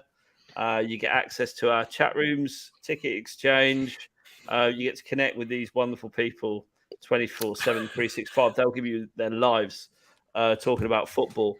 We've got fantasy football, for which there's a wonderful prize. I think is it Jimmy Grief signed photo, something like that. There is a wonderful prize of that ilk. Prediction league merch. It's well worth £3 a month. Kerry King, have you done your prediction? And now you can save 5% by paying the year up front. Sorry, you wanted to interrupt me, John? I was saying Kerry King needs to do a prediction. We are doing a prediction league every time. Is that what we're doing now? Is that part of the run sheet? Remind Kerry to do a remind Kerry every week. Okay. There you go. Could you put Dean Collins' comment up about the foods and the first team? Yeah, this is your thing, isn't it? Yeah, Michelin star. This is very good. Dean, that's excellent. Assessing as a runner bean and Kulu as a Swede is inspirational, mate. Well done. That's very, very good. If you top banana. I like that. Top banana, yeah. This is about me saying about our team and being up to Michelin star now because we've got a decent chef and stuff. So if you don't know what we're talking about, just go back to the beginning of the show and it'll. Have you ever had a whiskey banana? I'm sorry. All right. So barbecue. You're around my house, Paul. Yeah. We're in the garden. I look forward to it. I'm not allowed inside, am I? No. We've just barbecued. It's the peak of summer. We've got the fire pit on, yeah, and it's the end. Right. It's that glowing bit at the end. We've both had about three bottles of wine. Right. Yeah. Right. The embers are glowing. Right. And I come to you with 2 bananas. Right. And a bottle of whiskey. Slice the banana. Drizzle the Jack Daniels whiskey in. Jack Daniels is good because it's quite sweet, yeah. Right. A little bit of sugar in there, yeah. Wrap it in foil, yeah. Right. Chuck it on the embers. We'll chew the fat for another half hour. Then open said bananas and scoop it with a spoon. Honest to God, you got to do it. I've got to do it. Okay. I bet they never taught you that in the army. They probably taught him more important things to defend our country, to be honest. Just saying. There you go. Look at this. The map. There you go. But that's Stevie, isn't it? I mean, Stevie spends his life eating and drinking. I mean, he'd probably and traveling. Becky, Anytime. it's been and gone, I'm afraid. So too late for a card, unfortunately. She's being very nice to you there, isn't she? She is, yeah. Yeah, I think she's being ironic. Well, could be like you and be moronic. Oh. In other news, did anyone have the misfortune to see West Ham winning last night? Yeah, I did. Unfortunately, 3-0 as well, weren't they? But the good news is HG's adopted team, Frankfurt, beat Barca 3-2 in the new camp in dramatic fashion, set up a semi-final between the two. Yeah, it should be good. The Spammers versus the Frankfurters, a very meaty tie. That He's here all week. And he has a go at my jokes. There we go. I mean, it's not my joke. Did you put that in the run sheet? Read the line below it, caller. Credit to Rich did it. Rich in the Patreon. See, this is why Rich is Patreon. And this big up Rangers. I was a bit confused, to be honest. Rangers have made a Europa League semi-final, which is pretty amazing, actually. Leicester getting through the other one. Oh, so we could have a British winners of all of the major competitions in Europe. Yeah, it's still Champions on League, technically. Champions League, Europa, and the one that we got kicked out of. Yeah, okay. Tell you what, the British coefficient would be doing very well, wouldn't it, Dave? Yeah, it would, but I mean, I'm still the coefficient and all that. But would we all want to be in the Conference League now as we're racing for 4th place? Would we want that distraction? One of the reasons why we've got the form that we have is we're no longer in that piddling little competition that we qualified for the massive achievement of hitting 7th. So I was very happy we got booted out. Other people weren't happy and were concerned about our coefficient. I think we'd have been the squad that we've got would have impeded going for 4th place. Can you say with absolute certainty, though, the only reason we're playing well is because we've got 6 to 7 days off between games? yes.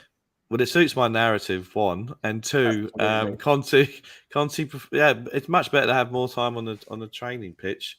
With sorry, a massive bird just landed on my balcony, and it's it's a galah, mate. It's a galah. Anyway, I think it's made a massive difference. It's much better for us not in that competition. And what was the prize to qualify for the Europa? You'd have thought you get the Europa League. Yeah, but what I'm saying is, you'd have thought that things would have to gone really wrong if we didn't get Europa for a league placing this season. So right, so hold this thought, Dave. I'm holding it. Hold this thought. I know it's hard. Yeah. When I saw the Silver Darling as a restaurant earlier in the chat, apparently it's in Aberdeen. I actually thought they were talking about you. I'm a Silver Is that Darling. his new nickname? I thought you were the Silver Darling, Yeah. I think it's the nicest thing you've ever said to me. I'll take that.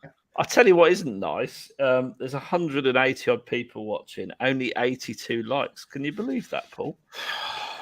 It is Friday. It's Good Friday, but yeah, if you haven't hit that like button, please smash it. It's really good for our algorithm. So yeah, and really easy for you. Takes 2 seconds, costs you nothing. So here's the hypothetical: would you rather be top 4 and in this position that we are in, with it in our own hands, or would you rather be in the Europa League, West Ham's position of a semi-final? Dave? That's a really, really tough question. It is, yeah. It's a good question as well. It's a really, really good question because obviously you're in a semi-final, you win the competition, you're in the Champions League, or you get 4th and your Champions League. So net, you're the same. If obviously winning a trophy, that means we can get rid of everyone going Tottenham 2008, like the Tourette syndrome that everybody has. And that would be good. And that Twitter account that's 5,000 days in 2008 tries to hit the fucking wall. And hang on, whoa! I just want to pull you up here and fact check you. You're not even on Twitter. No, I know that. I reckon he's on Twitter. He's just got you've just got like a kind of burner account. You must. I'm really Piers Morgan. So at the at the end, no, people show it to me and stuff like that, and excerpts, and send me. You've stuff heard of like this that. thing called Twitter that Elon Musk is trying to buy, yeah? Elon Musk, yeah, that's just like a James Bond villain, isn't he? Anyway, so yeah, it's a tough one. It's a really tough one. You know, I mean, if it was guaranteed we won it, and we obviously get fourth place, then we've won a trophy. We've had a great day out. Ticker tape parade down Tottenham High Road. Kids given the day off. I think we go for win the trophy and get top 4. That'd be great. Right, but that wasn't the option. What is the option? Would you rather win a trophy? Or, No, that's not the question. No. It's not the question. Would you rather be in West Ham's position or Spurs? There you go. That's the question. I'd rather be in our position because it's in our hands at the moment. Is it not West Ham's hands? They win the games, they win it. But they've got to win 3 games. Well, they don't. They can win 2 games, can't they? They've got to win definitely 2 out of 3 games. Yeah, but they're West Ham. Do you want to assume the characteristics of West Ham? No, thanks. So I don't know. I'm happy where we are. We've just got to win the game this weekend. Sets up the rest of Easter nicely. Puts pressure on everyone else. Job done. So I'd rather be us. Dave Enoch out says happy where he is. Paul, what do you say? I'd love to be in a semi-final of a European competition. I would. I must admit, I love what Conte's doing for us and with us. But if you gave me the option now, I'd probably go West Ham's shoes. Really? Yeah, I'd love to be in a semi-final against Frankfurt, and then basically the second European competition. I'd love that. I'd go with that. All right, interesting answer. Obviously, John. It is a really tough call, to be honest. Yeah, it is a good question. You know, given that Barca are out, Eintracht Frankfurt will be a very tough game, but I think West Ham could beat them. So it all comes down to a one-off game in the end. If you put Spurs, hang on, no. What? It doesn't come down to a one-off game in the end because they haven't beaten Frankfurt. They've got 2 one-off. No, games. if I think that's what I'm saying. I think they could beat them. Would Spurs beat Eintracht Frankfurt over 2 games? I think yes. I think they just beat Barcelona in the Nou Camp, so I think they have done. Yeah, absolutely. Respect, you know? And I didn't watch the game, but I did look on the BT app and I saw how many yellow cards and red cards happened in the end. So I watched the last 10 minutes and it was carnage. Really entertaining. If you can watch it, go and watch it. It's brilliant. But after this show or tomorrow, I think probably for this season, I'd rather be in Spurs' position with Conte going into next season, knowing we will get stronger, get top 4 in the Champions League, and we will improve. I hope. Yeah, I mean, Leipzig are also in it, and they're my favourite to win it, as they would be, because they are a bloody good side. But I think you've got to give Frankfurt some credit. They just knocked out Barca on their home turf. That's something we've never achieved. They have lost their best centre back though now for the first leg. Yeah, for the first one leg. Ndeka, the guy that HG goes on about a lot. Yeah, but for one leg. So I take the point West Ham could do it, but I think Frankfurt will go into that game being the favourites. We shall see. We shall see. But here's my other question. What's worse? Shout out Gov, by the way. How you doing, Gov? Barca not the same. Yeah, Barca aren't the same. Perfectly true. What's worse? Brendan Rodgers winning the Conference League or Jose winning the Conference League with Roma? This was aimed at HG, but obviously he had to drop out. Yeah, but it's like a would you rather, isn't it? Question. Yeah. Dave? I don't have this massive Jose, post Jose stress syndrome that a lot of people in the cheese room and our support tend to have, right? It came in, it didn't work. Some bits were good, some bits were bad. He left. He wasn't even there that long. Worse things have happened to us over a much longer period of time. And as for Brendan Rodgers, hasn't he got a picture or a portrait of himself in his living room? I think he might. Yeah, he might have. Brendan Rodgers, I don't want to see. I mean, actually, quite a lot of people in the cheese room hate Brendan Rodgers as well for some reason. I don't want to see him as Tottenham manager. So what's the worst that I think? I don't mind Jose winning for Roma. So out of it, I think it's Brendan Rodgers because he is a pretty smug individual. HG agrees with you, by the way. Brendan winning the competition he didn't know Leicester win would be flowers. It's a fair point. Right, John, what are you saying then? The problem, if Jose wins it, is that we will never hear the end of it. It will be the only club he's never won something at. My cat's just scratching the crap out of the carpet. Sorry if you can hear that. Is your cat a DJ? No, he's a little git. Where's Kurt Zuma? Oh, let him near Kurt Zuma. Yeah. Brutal tonight. Probably. I wouldn't mind if Leicester won it, to be honest. It wouldn't bother me in the slightest. I work with 2 Leicester fans, so it bothered me. Yeah, so do, I'm going to say I don't want Leicester to win it. I'd rather Jose win it. I actually quite like Jose, to be honest. So, but there you go. And as for the other one, because I never gave my opinion, I'd rather if we were in 4th than West Ham. I'd rather be in 4th. They're not going to get through that semi. I doubt they're going to win it if they get through the semi, because Leipzig are a much better side. I'd much rather be in 4th. Much rather be in 4th position. Paul? I think that Rodgers is not a fraud.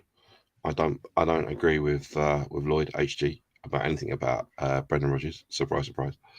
I would like to see Leicester win. I think they've got some really good players coming through.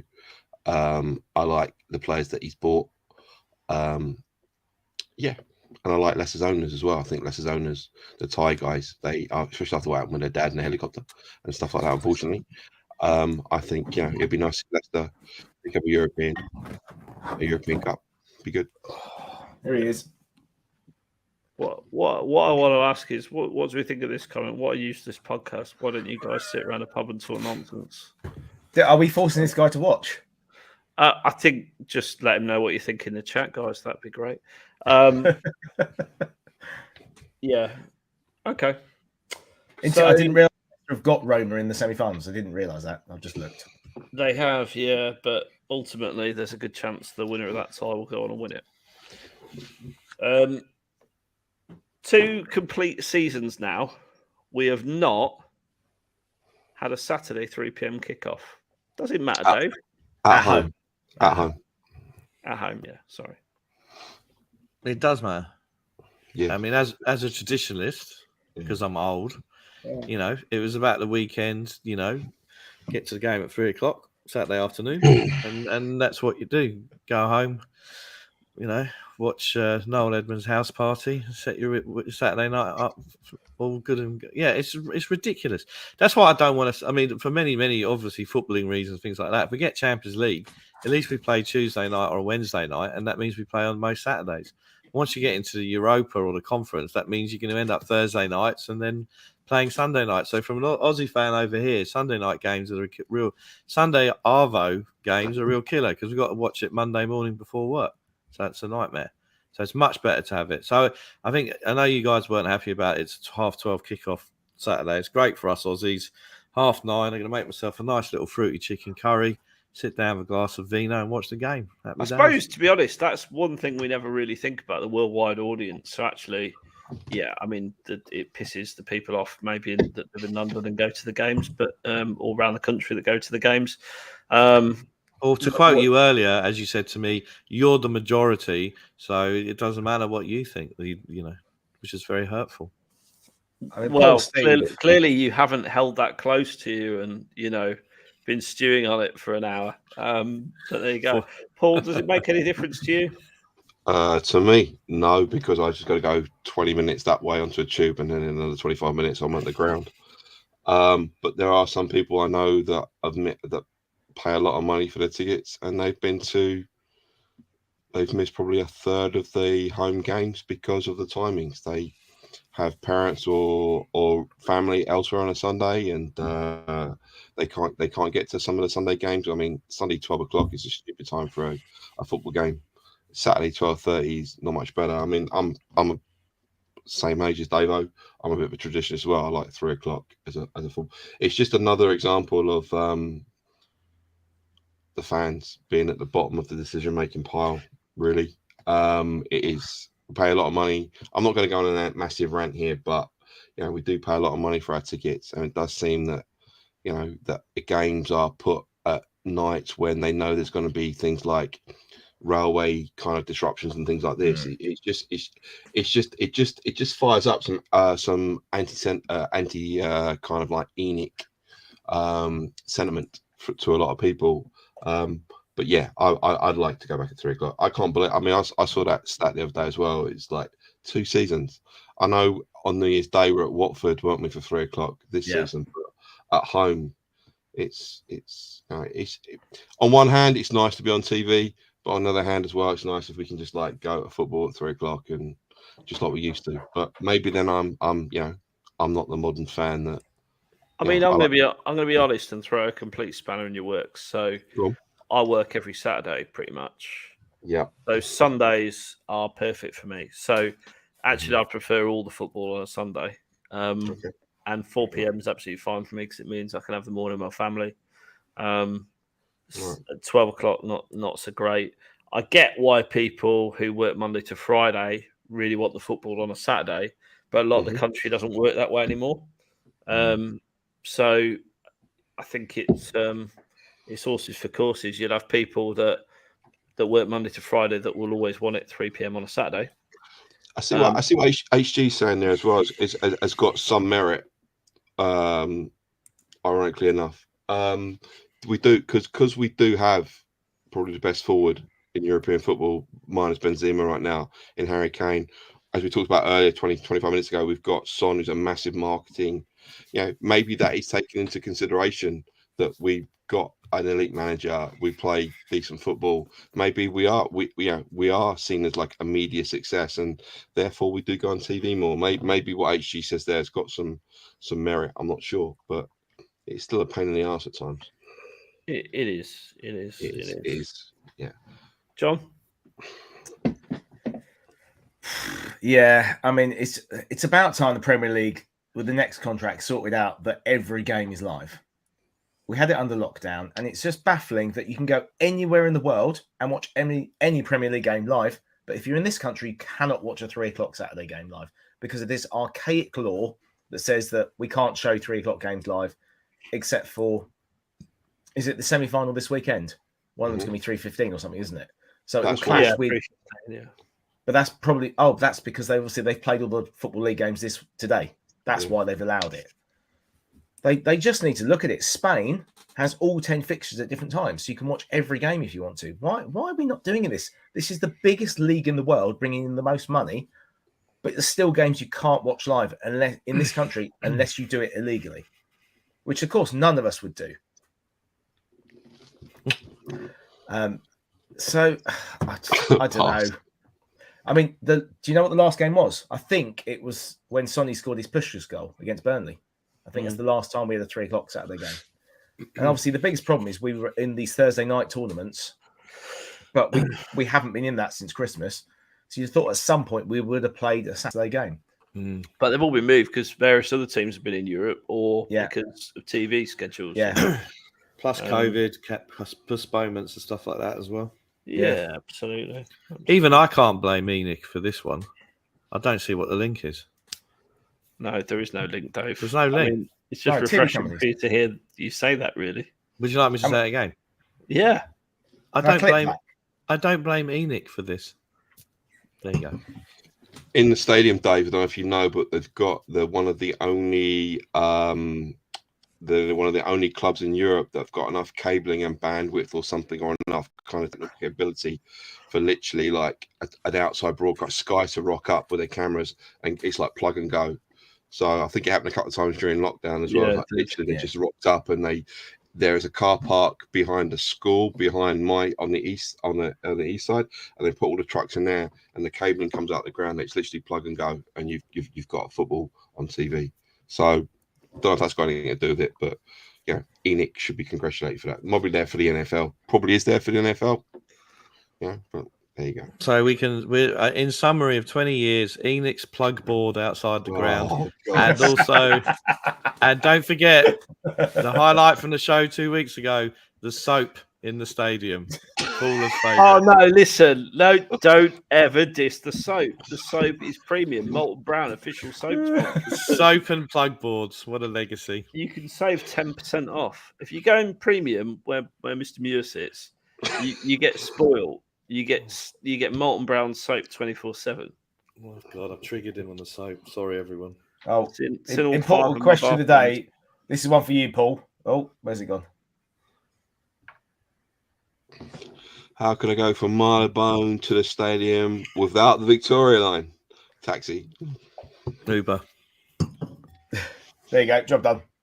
Yeah, because like you could probably go Marylebone, probably go around on the northern branch of the circle or something like that, and then get on at Liverpool Street and then come off a White Hart Lane, but that'll be busy.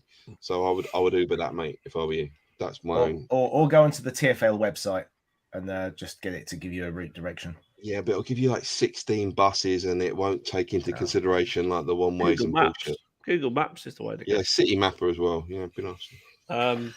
We're turning into some kind of practical consumer help group here. Tell Kerry, make sure you get your tips on directions to the state. Anything else anyone want? Soap.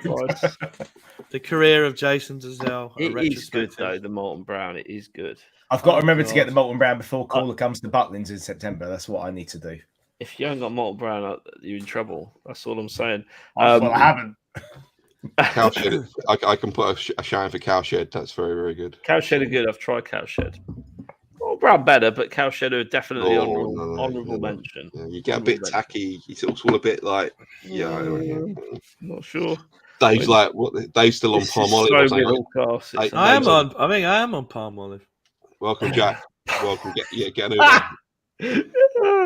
My little girl's got palm olive, like the aquarium soap. It's really good. Anyway, birthdays. Let's do birthdays. You're cute, Dave. Whoa. Bertie. Nicola Bertie. Yeah. 21 league games, 3 goals. His birthday. Mm-hmm. And another legend, No Paramo. Do you remember him? Yep. 25 league games. One goal. Good players, weren't they? That's quite a good thing you've done there, because Steve Carr left, went to Newcastle, and was replaced by Noe Pamaro. Yeah. Carl Walker left and went to Man City and replaced by Serge Aurier. History repeating itself. And Nicola Berti, if I'm correct, John and Paul and Caller, did he not play in the 1994 World Cup final for Italy? Probably. I think he did. I think you're right. Was he a sub or did he come on? Was he play for? I thought he played. I thought he played as well. He started. I vaguely remember that. My excitement at signing that player, France 94. But USA. US 94. I have to say this. If you follow me on Twitter, I did tweet a picture of Molten Brown. That would have been funny, Corey. Oh my God. Imperial leather. Oof, nasty. Yeah. Dave. Yes. Nicola Berti did start. Okay. John, how about you do the on this day, John? So on this day, what? Because you're not saying media lexic. Is that why? So media lexic. The problem. No. It was his birthday yesterday. I started here, and I'm now here. I've been drinking this. I'm just going to finish it off. Started there, and anyway, one for you two chaps. Media lexic. It would have been his birthday yesterday. Sadly, passed away in October 2012. And he was part of the team. And this is one for you, Dave, because I'm pretty sure you said you went to this game. 15th of April, 1981, FA Cup semi-final replay at Highbury. Yeah. Spurs 3, Wolves 0. Dave, you were at that one? I was at the game, yeah. You want to tell us how we took over Highbury and smashed it up? Basically, so the first game was at Hillsborough, which sadly there was a crush at Leppings Lane, which was an awful portent of what was to happen. And of course, today is the anniversary of the Hillsborough disaster as well. Okay, actually. Yeah. And then we went to we had the replay was at the library, which is a little bit unfair because it's just down the road from us. We had the North Bank. Andy Gray, as their best player, was ruled out of an injury. We won 3-0. Basically, I think the Spurs fans tore up the North Bank, and then some of the players who've been interviewed after that said that they went up to the board, the director's box, celebrated with the fans, and they destroyed the director's box in the changing room. Not that we condone that kind of behaviour, but quite amusing. Great night, 3-0, played in all white. Hoddle, 2 balls through onto Crooksy's foot. What a night that was. Foot, Yeah. So, do you boys want to play the game of trying to guess that starting 11? Or was it too Yes. long ago? Go on, then. No, we can do it. Do you want to go, Paul? So, I've given you the goalkeeper. Do you want to take it in turns? So fullback, Chidozie? No, is that too early? What? Start again. No, sorry. Go on. Do you want me to go? Okay, Yeah, so Alexa can go, obviously. Chrissy Houghton. Yes, correct. Graham Roberts. Yes. Paul Miller. Yes. It's a right back. Was he a fullback? No, Miller, Robertson, centre. Centre. Chrissy Houghton, left back. Left back. Yeah, right correct. back. Legend. Not Galvin. He's on the pod next week. You're on with him, Paul. Come on. Oh, Steve Perryman. Yeah. Left wing. Tony Galvin on the wing. Yes. Tony Galvin. Hoddle in the middle. I haven't got the formation, but he might have been on the right because he often did play on the right, didn't he? Okay, He was so on the Hoddle. right. And then Ozzy. Yeah. And he scored a worldie. You must be able to get the next midfielder. Okay, so either Via or Mabs. No, Via. No, it was Via. Sorry. Yeah. I know- He scored I a know left foot worldie, didn't he? I know Mab up- played sometimes in midfield as well. Yeah, go on. And then up front, Stevie The obvious- Archibald. Steve Archibald and Crooks. absolutely. And And on the bench, substitute, I'm going Go on. Gary Brook. it was Gary Brook. Well done. Was it? Yeah. I really like Gary Brook. So I did ask Caller to look up another game that happened on this day so that I could join in, but he's disappeared. So I don't know if he's actually done it or not. So maybe we'll come back to that. Is he coming back at all? I've no idea. He's got to get some soap. Adrian remembers. It was a worldie. It's on YouTube. Look it up. Oh, here he goes wide. Caller, did you look up the game I told you to look up so that I didn't have to? No, I've been proper busy today. Oh, shall I look it up then quickly? If you want So- to, this is your Go on bit then. of the show. Defo. Goodness sake. Biffo. It was. There's going to be a bit of biffo between me and John if we're not careful here, man. Give me a second. I have to admit that I use the word biffo quite a lot now in my daily lexicon for some reason. I do too, and I've got to be honest. The cheese room has educated me. The cheese room Australian faithful have educated me. So, like, when a couple of people are disagreeing at work, I'm like, "Whoa, bit of biffo there." Did you see the end of the Atleti City game? The last 15 minutes when No, the ball was in was that when the big ball biffo? was in play for like 3 minutes and 15 seconds. Yeah, it was described to me today as a bit of biffo. I was just like, right, okay. I Are just we think it's a effectively- great phrase. It's like inoffensive, isn't it? It's like, Yeah, it's a good phrase. Okay, you ready? yeah, 14th of April 2010. Tottenham Oh, yeah. Hotspur 2, Arsenal 1. The Danny Rose game. oh yeah. Yeah. Okay. So can you name the starting lineup? Between the three of you then. Do you want me to start? Yeah, go on. I won't have a clue. Gomez in goal. Yes. We've already mentioned the left back tonight. Tico Cole, Stephen Carr, right back, or Carl Walker? No. No. Who was right back then? I'm trying to work this out actually. Left back, big hair. Yeah, Oh, we said Benny. it. Disco. Ben Disco White. Benny, yeah. I've just said Centre it, backs. One French, we- one English. Yunus King. Kabul. Kabul, yes. Yeah. Who's the English one? Dawson. Dawson. Actually, I think Kabul was right back looking at this. It was Dawson and it was King, I'll give you that. Dawson King. There you So go. I think That's Kabul must my be right back. contribution done. Yeah. OG And then- Dave. Midfield, obviously Danny Rose. Yes. Huddlestone. Yes. Very good. Oh yeah, big Hud. Modric. Yes. Lennon. No, left wing you need. Rose started on the right. Bale. It was Bale. Bale. Yeah. And then up front. Pav. And Yes. Wasn't it? was That's it? a bit of a tough on it. It was Crouch. no Defoe. Defoe started. It was Defoe, yes. Come on. Boom! I tell you what, Paul, that is some good form there. You flew into that last section. And can you remember who scored the goal for Arsenal? Hey? Who scored the goal for Arsenal in the 85th minute? Not Rosicki. Fabregas. It was Not Bentner. bothered. Don't care. But what I was trying to think about this earlier. I was trying to think of the goalkeeper, and I remember Gomez made an absolute worldie in injury time, didn't he? From who must not be named. Yeah, the free kick. It was a header, wasn't it? It was a header. No, sorry. It's a header. Sorry, I've got the games mixed up. Yeah. Are you talking about the Chelsea game? I'm talking about when Gomez. No. Van Persie didn't. What was the game when there was like a really it might be the same game. A close volley from the 6-yard box, and he got his right hand to it and put it over the bar. That was that game. I'm sure it was. Was it? Van Persie wasn't in that starting lineup. Well, it wasn't that game. Was he on the bench? Got a game mixed up. Oh yeah, he came off the bench. Van Persie. I'm sure there was a free kick, and it was going like top bins, and then Gomez got across and tipped it over the bar. Oh, there you go. HG. Yeah, well, Van Persie came off the bench, so there's a good chance that is that one. Okay, all right, cool. There we go. That was a good team. That was a good team. Huddlestone, I think, was probably bar Hoddle, the best striker of a football I've ever seen live. He just lacked pace, didn't he? Yeah, his problem. So slow.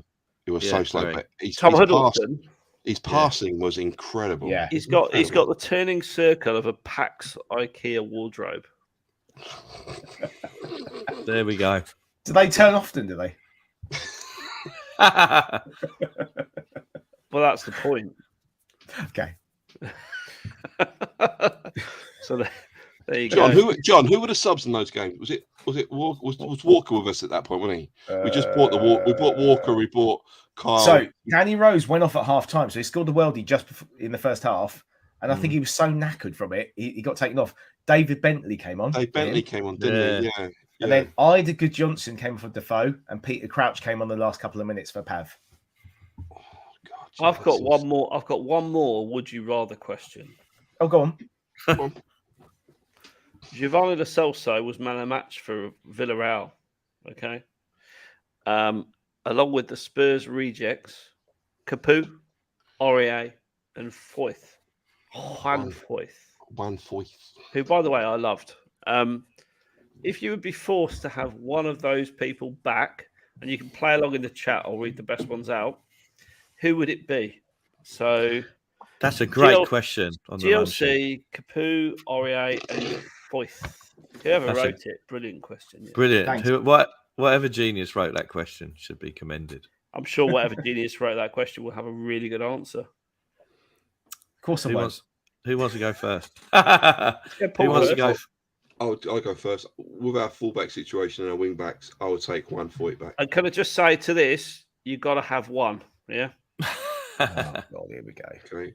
I would go with one Foyth because I think we got rid of him a bit too early. Personally, I think. Who's sorry, Paul? I didn't hear you. Juan Foyth. I didn't get that. Yeah, I agree with that. I think with Conte, if he didn't make him a good fullback or centre back, he could even be a defensive midfielder. I think Foyth has got a lot of votes for Foyth, so don't let that. Okay. Don't let that influence your decision making, Davo. Okay, so go through this myriad of options we have in front of us. Lo Celso, no, he's only happy playing in Argentina or Spain by the looks of it. Yeah. Serge Aurier, I think we've fully covered off his career tonight. No. Capoue was an interesting one because I think that he didn't get much of a chance. I remember AVB bunging him in at centre back for one of AVB's last games. It was the Liverpool game. Yeah, 5-0. Yeah, 5-0. So I think he was a bit unlucky there, and he went on to have a half. He went on to have a decent career at Watford as well. But I hate to go with the swim with the tide, but with Foyth. I think he played one game against West Ham at right back when West Ham won at the new stadium, and I thought he looked good going forward. So I would like to have seen him give him more of a chance at right back. And in the context of our right back issue at the moment, it's got to be Foyth. I think Adrian's called it here though. Get Aurier back just so he can make a full apology.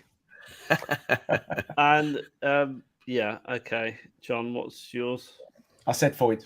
Foyth. Foyt. Yeah. Yeah, I agree with that. Foyt I mean, or Foyt. I want to say Foyth because I loved him. I mean, he was one of those. I was in the birthing ward when he was born as well, and I've got to be honest. I cut the umbilical cord too. I've got to be honest. Omnipresent. I am fucking omnipresent. Foyth was a good player. I was gutted, to be honest, gutted that he never got a good chance because on the ball, technically, really, really good, and he had a bit of Argentinian grit and determination, which is another way of saying he was a bit of a dirty fucker. So I quite enjoyed watching him in a Spurs shirt. I was disappointed that we missed out on him. Ultimately, we sent him back really cheaply. So yeah, I'd have Foyth too. But I wouldn't be surprised to see GLC back. Depends what we do with him in the transfer market. He's going to have Sell to come him. back potentially for a short period Nah, of time. sell him. Sell him. Oh, I I think- agree. I I think agree. we'll He's have to got to loan be him. sold, but it's whether anyone will buy him if they've got the money. You see, I think it'll be a loan. I agree. I think it'll be a loan. I want to see him swap for Pau Torres plus a bit of cash. That'd be my dream, as I said This earlier. Torres loving is incredible. Watch him. He's awesome. Do we think that we need to change our thoughts about Emery? I know we run that lot down the road, but do you think he was unfavorably maligned? Would have been Well, in.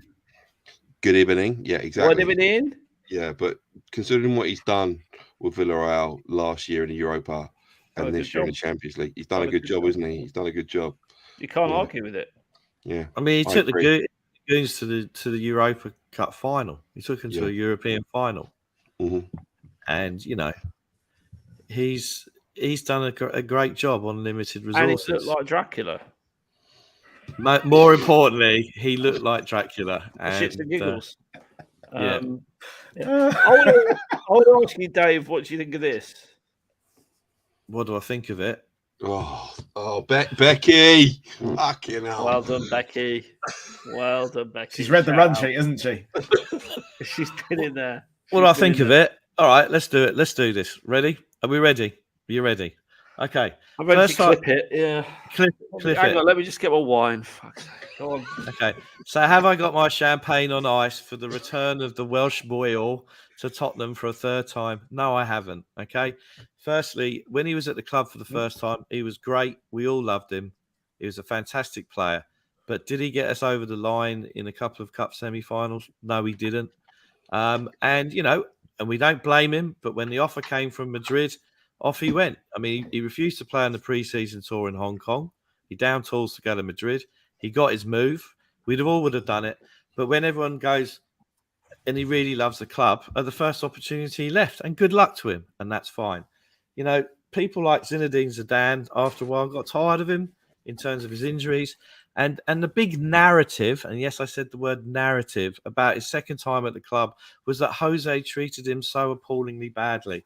His goal-scoring record, he got 11 goals in the Premier League, no team higher than 13th place, other than when he came on against Leicester, who were chasing a Champions League spot and scored 2. Where was he at the stadium? Where was he for the Arsenal game away? He got pulled at half-time, an important game. Where was he at Zagreb? He came on. That's when we were expecting his Champions League experience and his winner's mentality to get us over. No, I am still going because I just think it's absolute nonsense. Are we really at a stage in our club where we're going to get him back a third time? We've got Kulachevsky on the right-hand side. Are we basically getting rid of Mora or Bergwijn to bring Gareth Bale back? Honestly, it's just ridiculous. Are we really, as a club, now getting him back for the third time? How much money are we going to pay him? It's just ridiculous. So I think it's a stupid move. Ryan Mason didn't start in the last 2 games. Every game he played in, he was substituted. His motivation is to play a guitar in November. And they've got some lovely. There we go. That's where Bale's going to be in November. A lovely golf course guitar. If they get there, and if he doesn't get there, he might retire. So what's the point? And really, does Conte want Bale back? Now I know that Conte signed older players like Ashley Young, etc., for Milan, but does he really want a player whose injury record is so bad? Zinedine Zidane got tired of him. Mourinho got tired of him. Even Ryan Mason wasn't playing at the end. So all this narrative about Mourinho destroying him is frankly a load of old nonsense. And my last point is, remember what Hugo said after the Zagreb game. He said he slagged off some of the players. He said, where's the desire? Where's the passion? And Bale could probably been in that group as well. Get Modric instead. I agree. Look at Luka Modric this week. He's 36 years of age. Yeah. He's 36 years of age. He's still playing at the top of his game. He doesn't get booed by Madrid fans or anything like that. And his number one passion in life is playing football and staying at the top. Bale's passion is golf. Fergie banned all his players from playing golf. He didn't think it was good for their bodies. I am going to mute you in a minute. Yeah, mute me now. I'm done. On fucking hell. I think this is the biggest issue for me.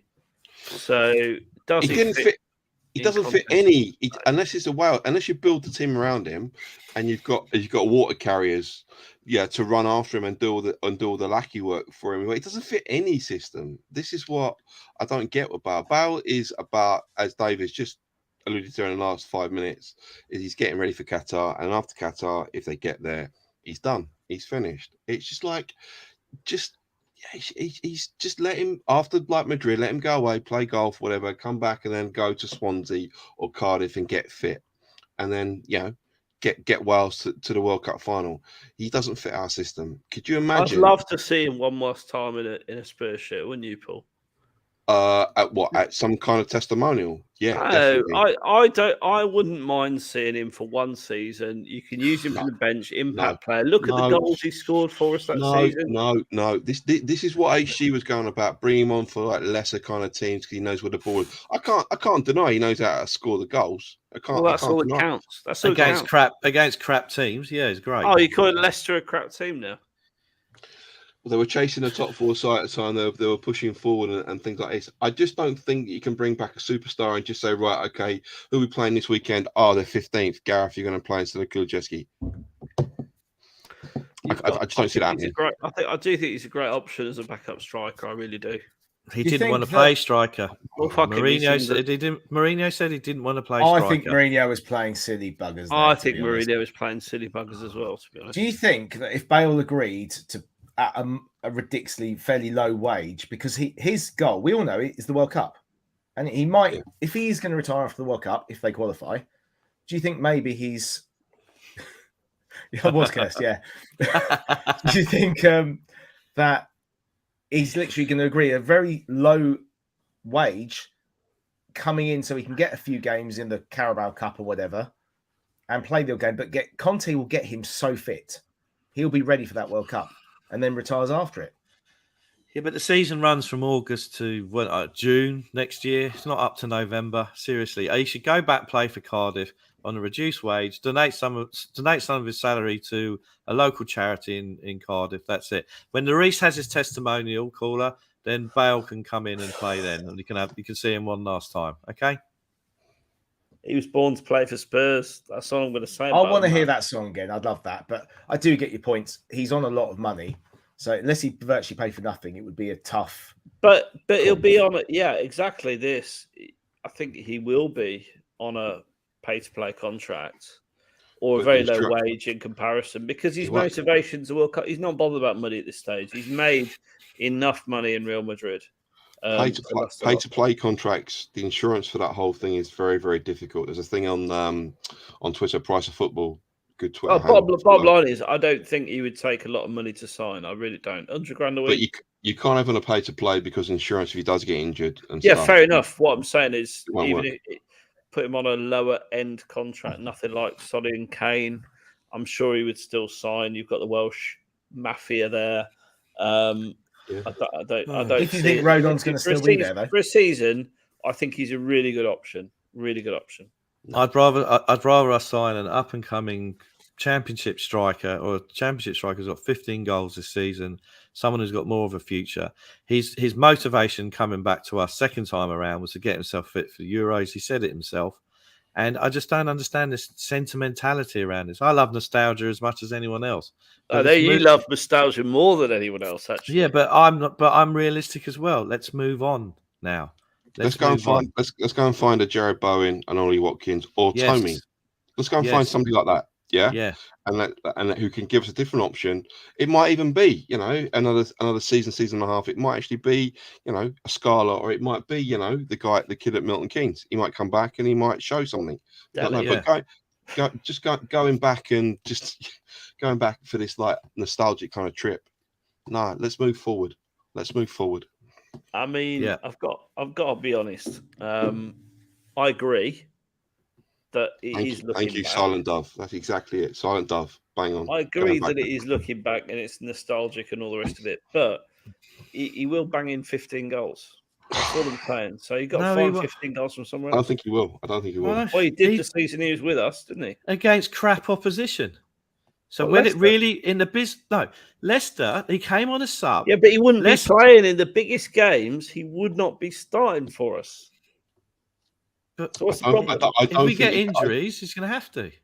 I don't think you can have somebody like that in a professional elite kind of situation. All right, here's the question for you: would you rather have Ivan Toney up front or Gareth Bale? Against who? Don't matter. Kane's injured. Kane's injured. Toney, because Gareth Bale won't be able to take the workload because he's not fit enough. Okay, here's a would you rather. Okay, we've got three. Okay, of all the players are playing at the moment, you've got Modric or Eriksen or Bale. Who would you have back on 1 year for 1 year? Leave aside everything. Eriksen, those three, easy. It's no contest. Eriksen all the way. Modric all day, every day, and twice on Sundays. Modric. Yeah, maybe Modric.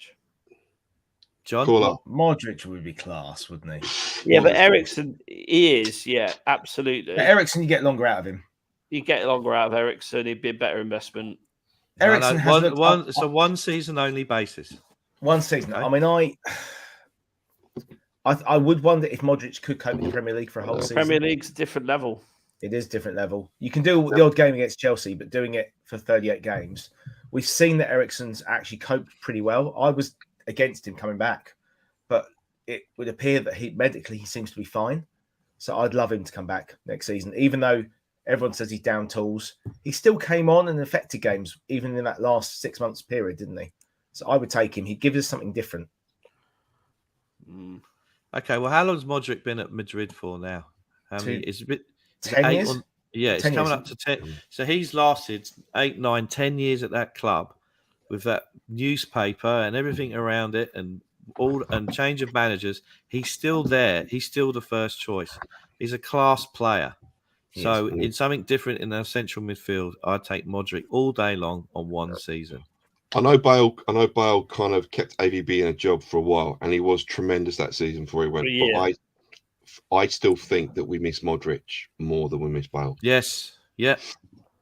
I do. Yeah. I've always said that. I just thought Modric in just what he does with football, shows for it either foot, gets rid of it, or move into space, can pass. He could tackle as well for someone who's 5'7" or whatever it was. Terror in midfield. And he plays now.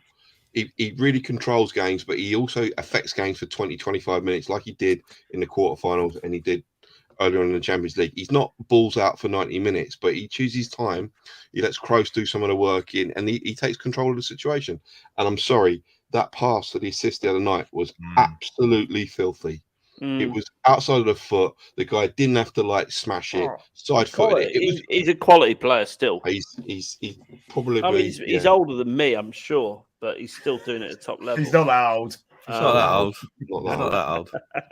I agree with Paul. I was more upset about Modric going than Bale because Modric he's one of the best. He's definitely one of the best players this century for the club. I know we had 22 years of it, but he's one of the best. Modric, fantastic. One of the best players I've ever seen. What a player! Oh, he's amazing. No doubt about it whatsoever. Look, if it's you're comparing two world-class players, genuinely world-class players, by Bale and Modric. And I think when you look back on it, how lucky were we to have those two in the side for a year or two? Just incredible, really. But look, I'm going to caveat all of what I've just said because I would take Bale back and I would take Modric back. Do I think we would sign either of them? Absolutely not. No. Because I think that the club is looking to the future, and I think Conte wouldn't want either of them. If I'm honest. So I if don't there's- believe the Bale stuff's just lazy journalism. It's because obviously Bale's got a link with the club. That's all it is. If there's 1% chance of Conte being pissed off that Levy re-signs Bale for a third time and brings him back in, then I don't want that. Then Okay? you'd be Levy out, right? Well, I'm Levy out anyway. So what I, difference th- does I, that th- make? I think that would turn a lot. I think that would turn a lot of fans. Yeah. I said this a couple of times now. This is a massive window this summer. ENIC, and I've said this on pods and on here as well, is that if Conte doesn't get backed, there is no doubt then that ENIC need to go. They need to go because it's quite clear that they don't have on-field success. I think at the problem is very heart. Paul, the Yeah, go on. problem is what constitutes backing someone.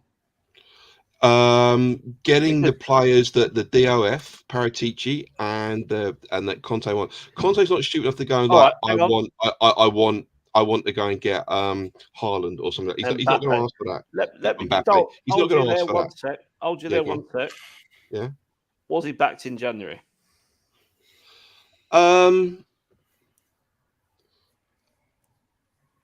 We are better after January. So yes, I guess he was back. I guess he was backed in January. Yeah. Well, I guess he was. John, was he backed? I would just say I don't think he was backed enough because we got rid of 4 and only got 2 in. We definitely should have got at least 3 in, and it was left very late, which was bizarre, but not un-ENIC like. We needed a striker, and we needed a midfielder with guile. You actually sounded really Australia when you said that. Just out of interest, you went, "Well, we need a striker on the Barbie." We needed a striker with Alf Stewart from home and away. Where's JP when you need him, eh? Struth Alsa, you flaming galah. Yeah, look, at the end of the day, right? We needed to get a striker as backup for Kane, and then we needed a midfielder with guile. So, look, Bentancur and Kulusevski have been brilliant, but as I said, it feels like more by accident than design that we got them in. I think that's a bit harsh, isn't it? Well, it is. Well, as I said, Juventus need to sell some players We've to pay been for chasing Vlahovic. Kulusevski since the summer.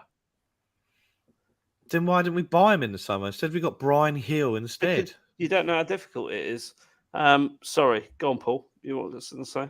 I think if we'd done our business earlier in January, we might have not had that bad week of Wolves, Burnley, and Southampton. Yeah.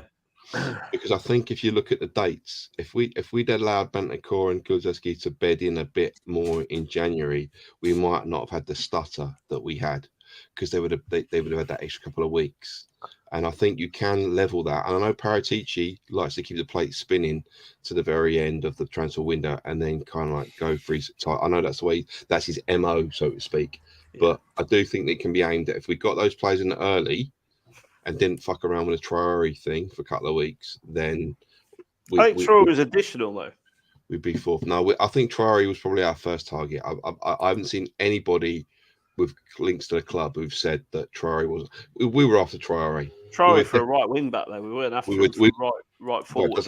Doesn't matter. We were still after Traore, and that would have been our one major signing. I read. I think it was on the Atletico, the Times, that Kulusevski and Bentancur were done anyway.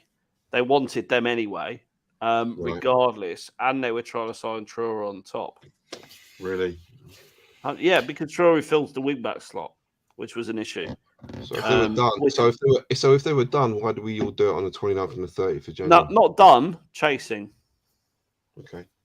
So they were wanting to sign those players. Can I just caveat that then? Because obviously Liverpool have just got this young kid who lives he lives near me. The kid that plays at Fulham that Liverpool wanted. Yeah, they wanted him and they fucked up the paperwork at the end of it. But they've got it done already now. Now he's signed. Why can't we start behaving? So we have targets, right? And we don't get them for whatever reason. Fax machine doesn't work, or whatever the reason is that you give you. I don't think it's done by fax since. Well, no, but remember the whole thing. The fax got jammed and all this like 20 years ago, whatever. But what I'm saying is that why can't we start like identifying the targets and like kind of doing exactly what Liverpool have done with Fulham? the kid from Fulham right now. I don't understand why we have to leave it so late all the time. Well, It helps no one. It helps no one. It helps no one, Owen. It does. Sorry, Colin. It helps no one to like leave it that late.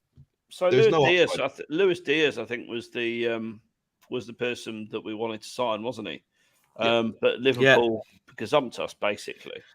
Well, Diaz's dad in the interview said that Tottenham were dragging their heels and delaying it. Yeah, but Diaz's dad was a bit of a twat all round, wasn't he?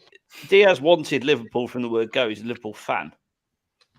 Did he bar you from the hospital? He barred you from the hospital room. I wasn't in there for that one. No. But they've got the global reach that we haven't. Liverpool are a global brand. People remember them being really successful. Champions League winners recently. You are going to sign, if you are a Liverpool fan, for Liverpool over Spurs, regardless. So, I mean, the Luis Diaz one, and they didn't want to deal with our agent. I think any player's going to go to Liverpool at the moment, aren't they? Over absolutely. us. Yeah. I don't think you can blame Enoch about that. No, I think a very important signing we need to make in the summer transfer window is for squad rotation is we need a backup chartered surveyor, just in case our primary chartered surveyor gets injured doing all those plans for the cinema and the Daniel Levy spa baths down the high road. So let's get a decent chartered surveyor in, okay? Who wants to sound Dead Spence? Jed good Spence. player. So I think we'll be back for him. I mean, he's not a Forest player. He's owned by Middlesbrough. Middlesbrough. If it was me, summer targets, left centre back, got to do. Yes. Pau Torres, maybe. Pau Torres would be perfect.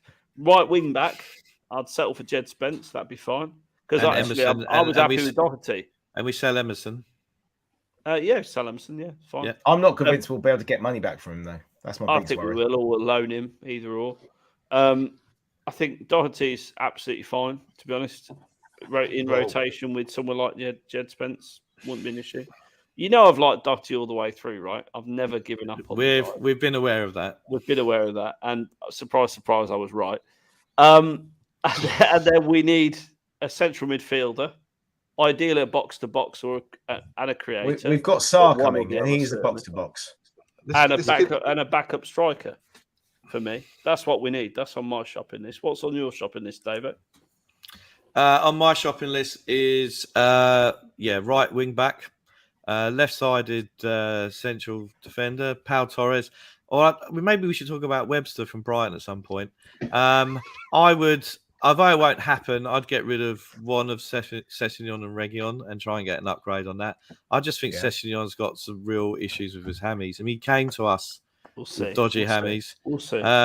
Conrad Lima, so that HG can do another I told you. I agree with that. Just shut him up. Yeah. So we need a midfield of guile, a wing back, or even two left wing backs, but that won't happen. One left wing back, one right wing back, midfield of guile, a backup striker, and not some Welsh golfer who just wants to go to a golf course in November in the Middle East.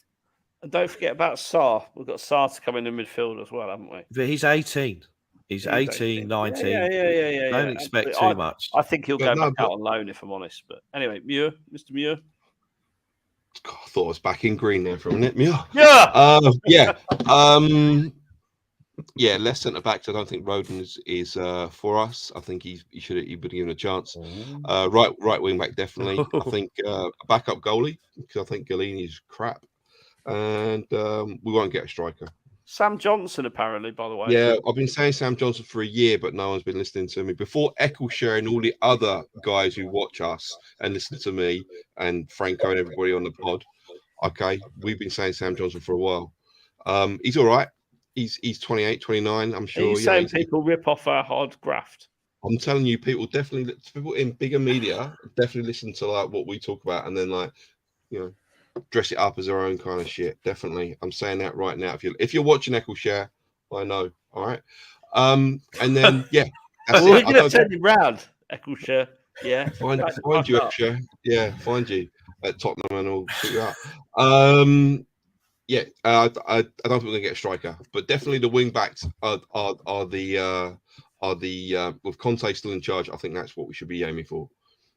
If we don't get a striker, Paul, that is absolutely criminal that we don't get a backup striker. He'll play He'll play Couple of Kulusevski from the caveats. middle, or he'll play Steve. He'll play Stephen Bergwijn. I think it'll be more interesting who's going to go. Bergwijn will be in the all right. summer. Bergwijn's turned out good, actually. Better than I thought he would. Then, but he's getting 2 minutes here. He's getting 4 minutes here. He looks good when he's getting those minutes. Yeah, but he's putting pictures of unused cars on his social media saying he doesn't feel loved. Yeah. So it's not, in terms of who go. Do you want to do who goes? On his contract, Davo. Do you want to do who goes? Do that? You got Parrot. I just want to throw. You've got Parrot and Scarlett to come through. And Atete, who scored today for Cheltenham again. Yeah. And just for Franco, Jack Clark got the assist of the winner for Sunderland today as well. Who? Jack Clark. Never heard of him. Speak to Franco. He'll give you a good endorsement. The whiz kid from Leeds that we bought and then try to loan him back, but they had too many loanees, so he didn't actually play any time. Do you mean our first? Do you mean our first signing in 18 months, perchance? Him for £10 million. Did you want to go for people we're going to leave, or should we just leave it at that? I mean, if you want to, we're going for 2 hours 20 minutes. So if you want to just push on and do the, this is like a transfer. This is like a transfer deadline show. Dave's wish list, part 2. My legs are really beginning to seize up, sat like this. I'll work tomorrow. I've had a bottle of wine and I'm up till midnight. That's fine. Who do I think? Like, we need a back. So Galini will go back to rapping in. Where does he rap? Wherever. Atalanta. All right, he'll be rapping in Atalanta next year. Emerson Royale, will sell him to Villarreal because that slightly rhymes. Davinson Sanchez, just anywhere but not Tottenham. Keep Davis, Dyer, yeah, maybe. Romero, yeah, maybe. Who else we got? Maybe Romero. I'm being ironic. Calm yourself. Well, you just put him in the same.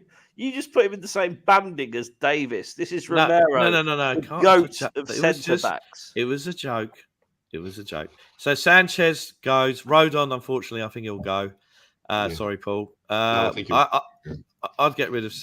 Well, one of Session already. Rodon needs to go for his own sanity and career. Yeah, I think so. So he can go to Newcastle and be very good, and Paul can then do the "I told you so" dance. We need to keep Harry Winks on a 10-year contract. And Caller curates his testimonial, so that's a done deal. So Winks can go. Obviously, skip Bentancur and Højbjerg. I tell you, Højbjerg. If United come in for 50 million for Højbjerg to replace the Fred Tomini lot, that we'd get rid of him for there. I'd like to see that. And then I'd get rid. I don't think Bergwijn's going to be happy to stick around another year if he's going to be used like this. But I would keep Bergwijn over Mora. But I'd sell one of those two. And that's about it, isn't it? There's no one else. You've not got any more. That it. Sell Levy. Oh. Hey, Sean. Hope you're feeling better, mate. Yes. Hope you're on the mend. Oh, yeah. He is on the mend. I spoke to Sean, actually. And I think he's on for later in the year, coming over, which is brilliant. Is that a caller? Is that a hint for me to nudge him to come on? Absolutely. Okay. Glad you are the booker, remember?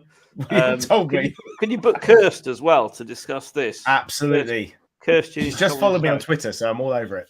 You sounded so northern then, caller. Could you book Kirst on now? Could you book her? Peter Kane, Well, Kirst is northern, so I thought I'd go with. I'm pretty sure it might be short for Kirsty, and that's not northern at all. You're right, Kirst. Højbjerg, she's in. Are you suggesting people up north can't be called Kirsty? No, I'm not saying that at all. I'm just saying that the reason that she's shortened her name to Kirst doesn't automatically mean that she's northern. She's not. She said she's not northern. There you go. No, she just said she's northern. She just said I am northern. Let's just quantify. I am northern. Sorry. And we'd love you to come on the show, so please do. Kirst has recently become an ambassador for Her Game too, so massive shout out. Follow Her Game this week. Hey, sorry. We were talking about this earlier in the week, weren't we? We were indeed. There you go, short for Kirsty.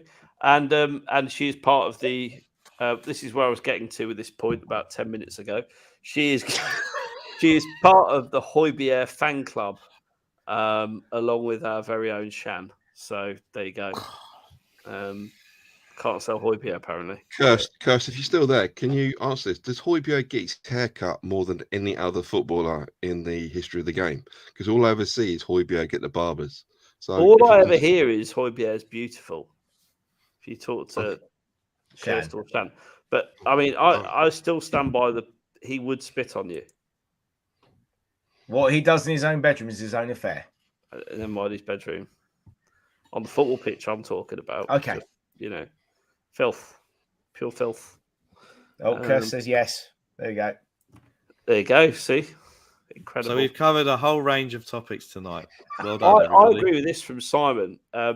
Kulusevski has demonstrated, or Decky, as he prefers to be called. Yeah. He's demonstrated what a headless chicken more is, despite improving one of the greatest. But yeah, he did provide one of the greatest moments in Spurs history. I'm not sure he needs to go. I'm happy with him being a squad player, but he's never going to be a full-time starter for me. Kulusevski's been a revelation in that right forward position. Because he holds his width, and he came in and said all the right things at the press conference, like he wants to feel the pain playing for Conte and stuff. I mean, Mora's never said that, but Mora's a very good footballer, but he's never been really given a true role at Spurs. Is he a wide forward? Is he through the middle? I mean, we don't really know. My issue with Lucas, if I was going to tell you about Lucas, he's not bright enough. He's not got the footballing brain. No, he's don't get me wrong, he has provided the best moment, right? In my Spurs lifetime supporting Spurs. Better than lifting the FA Cup, better than lifting 2 League Cups, which is all the trophies we've won in my lifetime, Dave. So you're in riches in your lifetime compared to me. But all of that was surpassed by Lucas Moura in the last minute of added time, which will live with me forever. I broke down in tears when that guy scored. So he will forever have a place in my heart. But Kulusevski showed him up and Bergwijn up big time. Can I just say the thing about Kulusevski is his calmness. The way he put Tyrone Mings on his backside. And part of that was because he does cross with his right foot. If that had been, I'm going to say the word Lamela, who only ever uses his left foot, Mings wouldn't have gone to ground. But because Kulusevski does kick with his right foot, he thought he had to block it. But the guy's 21 years old. He's so calm. Yeah.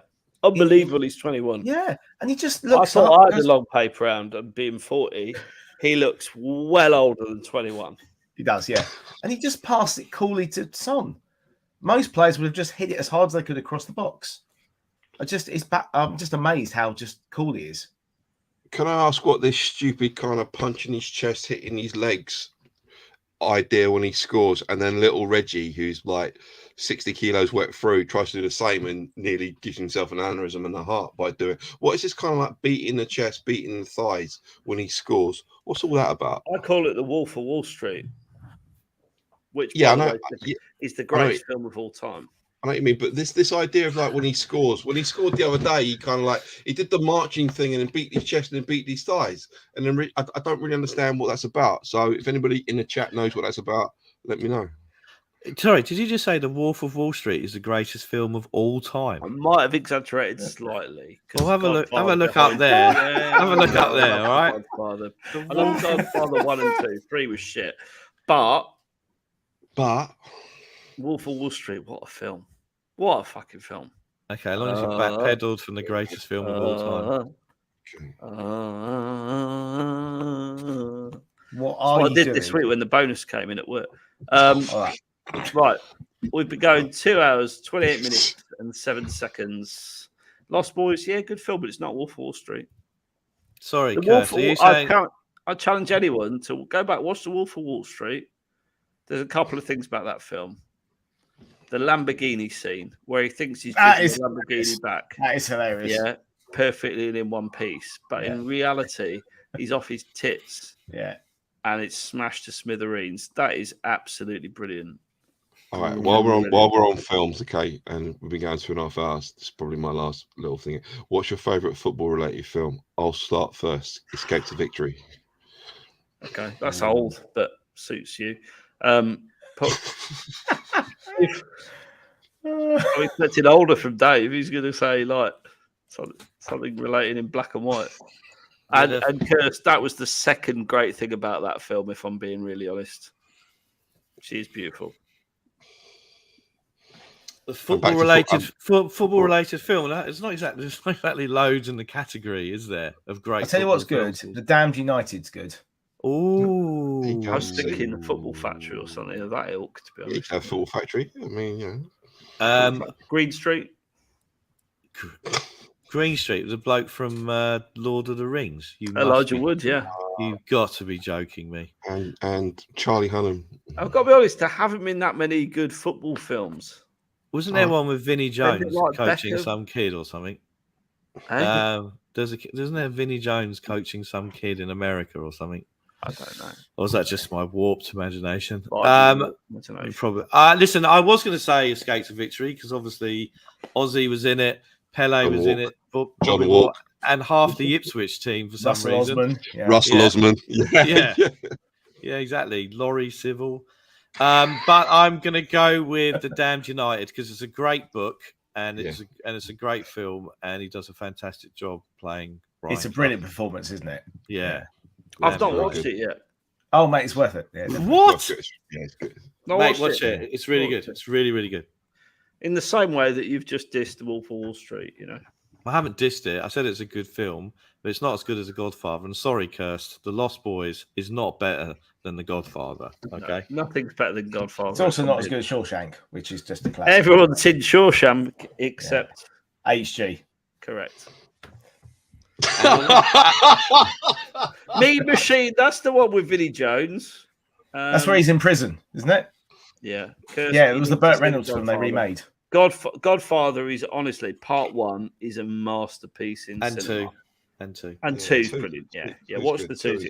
They are brilliant films. Marlon Brando's wonderful, and obviously Al Pacino, Robert De Niro, and is behind Dave, but his kind of head's cut off a little bit. So you've got that was the horse, wasn't it? The Godfather and the Modfather right there, right? That's all you need. See what I did there? Yeah. Very good. Right. We are going to wrap up. 2 hours, 31 minutes. It's been a marathon. A marathon. If you haven't liked it already, please do like, just for the fact that we've been going for 2.5 hours. And we're all our boys, you know. We're not young, we're not trendy, we're not hip, we're not cool, but we do know football, I like to think. So I want to thank Davo all the way from down under. You sound more Australian than yesterday to me, mate. So it's an absolute pleasure. Lovely to see you all. Happy Easter, happy Passover, happy everything. I love having you on. I do every time because you provide such good sport. So do come back again soon. No, thank you with your hospital delivery tales and your Webster, and especially your Webster analysis tonight. It's been fantastic. The Webster quadruplets. Oh, Gareth Bell, please sign for Spurs just to send these two over the edge. Mr. Muir, thank you very much. It's always a pleasure to see you. It was great seeing you last week in hospitality, actually, week before last. It was very nice. I interrupted my steak dinner to come and talk to you. It was nice. Yeah, but what got me is pre-show, you were telling me you were going to invite us to steak dinner and then went, nah, fuck it. Well, yeah, that's exactly what I said. It's just like, no. Yeah, but next season, if you come down next season, then I'll take you to dinner. Are you going tomorrow, caller? No, I'm not going tomorrow. Okay. We have to call this out. So Stevie is on Conte cam duty. So stay tuned. Set your alert. Set your little bell for the Cheese Room podcast tomorrow. And live during the game, Steve is in the Tunnel Club tomorrow. He'll be mixing it up with Højbjerg and all the other players. And he'll be right behind the man with COVID. So we hope you come back in one piece, Stevie. He will be showing the Conte come off to the world. Loads of footage from the stadium tomorrow as you watch along. So please do hit the bell button and you will get all the alerts when we go live, especially on your phone. He does put a warning, drinking reminder, so no promises on the quality. So he will literally be right behind the dugout for the game and providing footage from the stadium. I mean, who would not trust this man? Or this man? Beautiful. He's an absolute beaut and a legend. Yes. Oh, late contender, Mike Bassett, Football Manager. That's a good shout. Nah, it's good. Sam It's not that Allardyce. good. It's good, but it's not the right one. Sam Allardyce is true. If that's his real handle, Chelsea Life 79, I'm quite surprised that someone who supports Chelsea has got such good taste. Yeah. Shaky cam. Hashtag shaky cam. There's only gins he's had. I've had a whole bottle of wine tonight. I don't know where I'm up to. So I've said goodbyes to Dave. I've said goodbyes to Paul. John, thanks for joining me. Night, caller. Thanks for all you do. What was that? You got it right. It's like the Waltons. Night, Jumbo. Look, and it's good night I from can't me. believe we're still going. It's been a really good show. It's been really good fun. I've really It's enjoyed been it. I hope great. you've Yeah. all Loved it. enjoyed it. I hope you've enjoyed it at home. Please do hit the like button, hit the subscribe, hit the share. Follow us on all the socials, Insta, Twitter, Facebook. 20,000 members and going strong. And in the meantime, we're going to win tomorrow. We're going to smash Brighton. That 4th place is ours. Come on, you Spurs. Come on, you Spurs. Come on, you Spurs. Come on, you Spurs.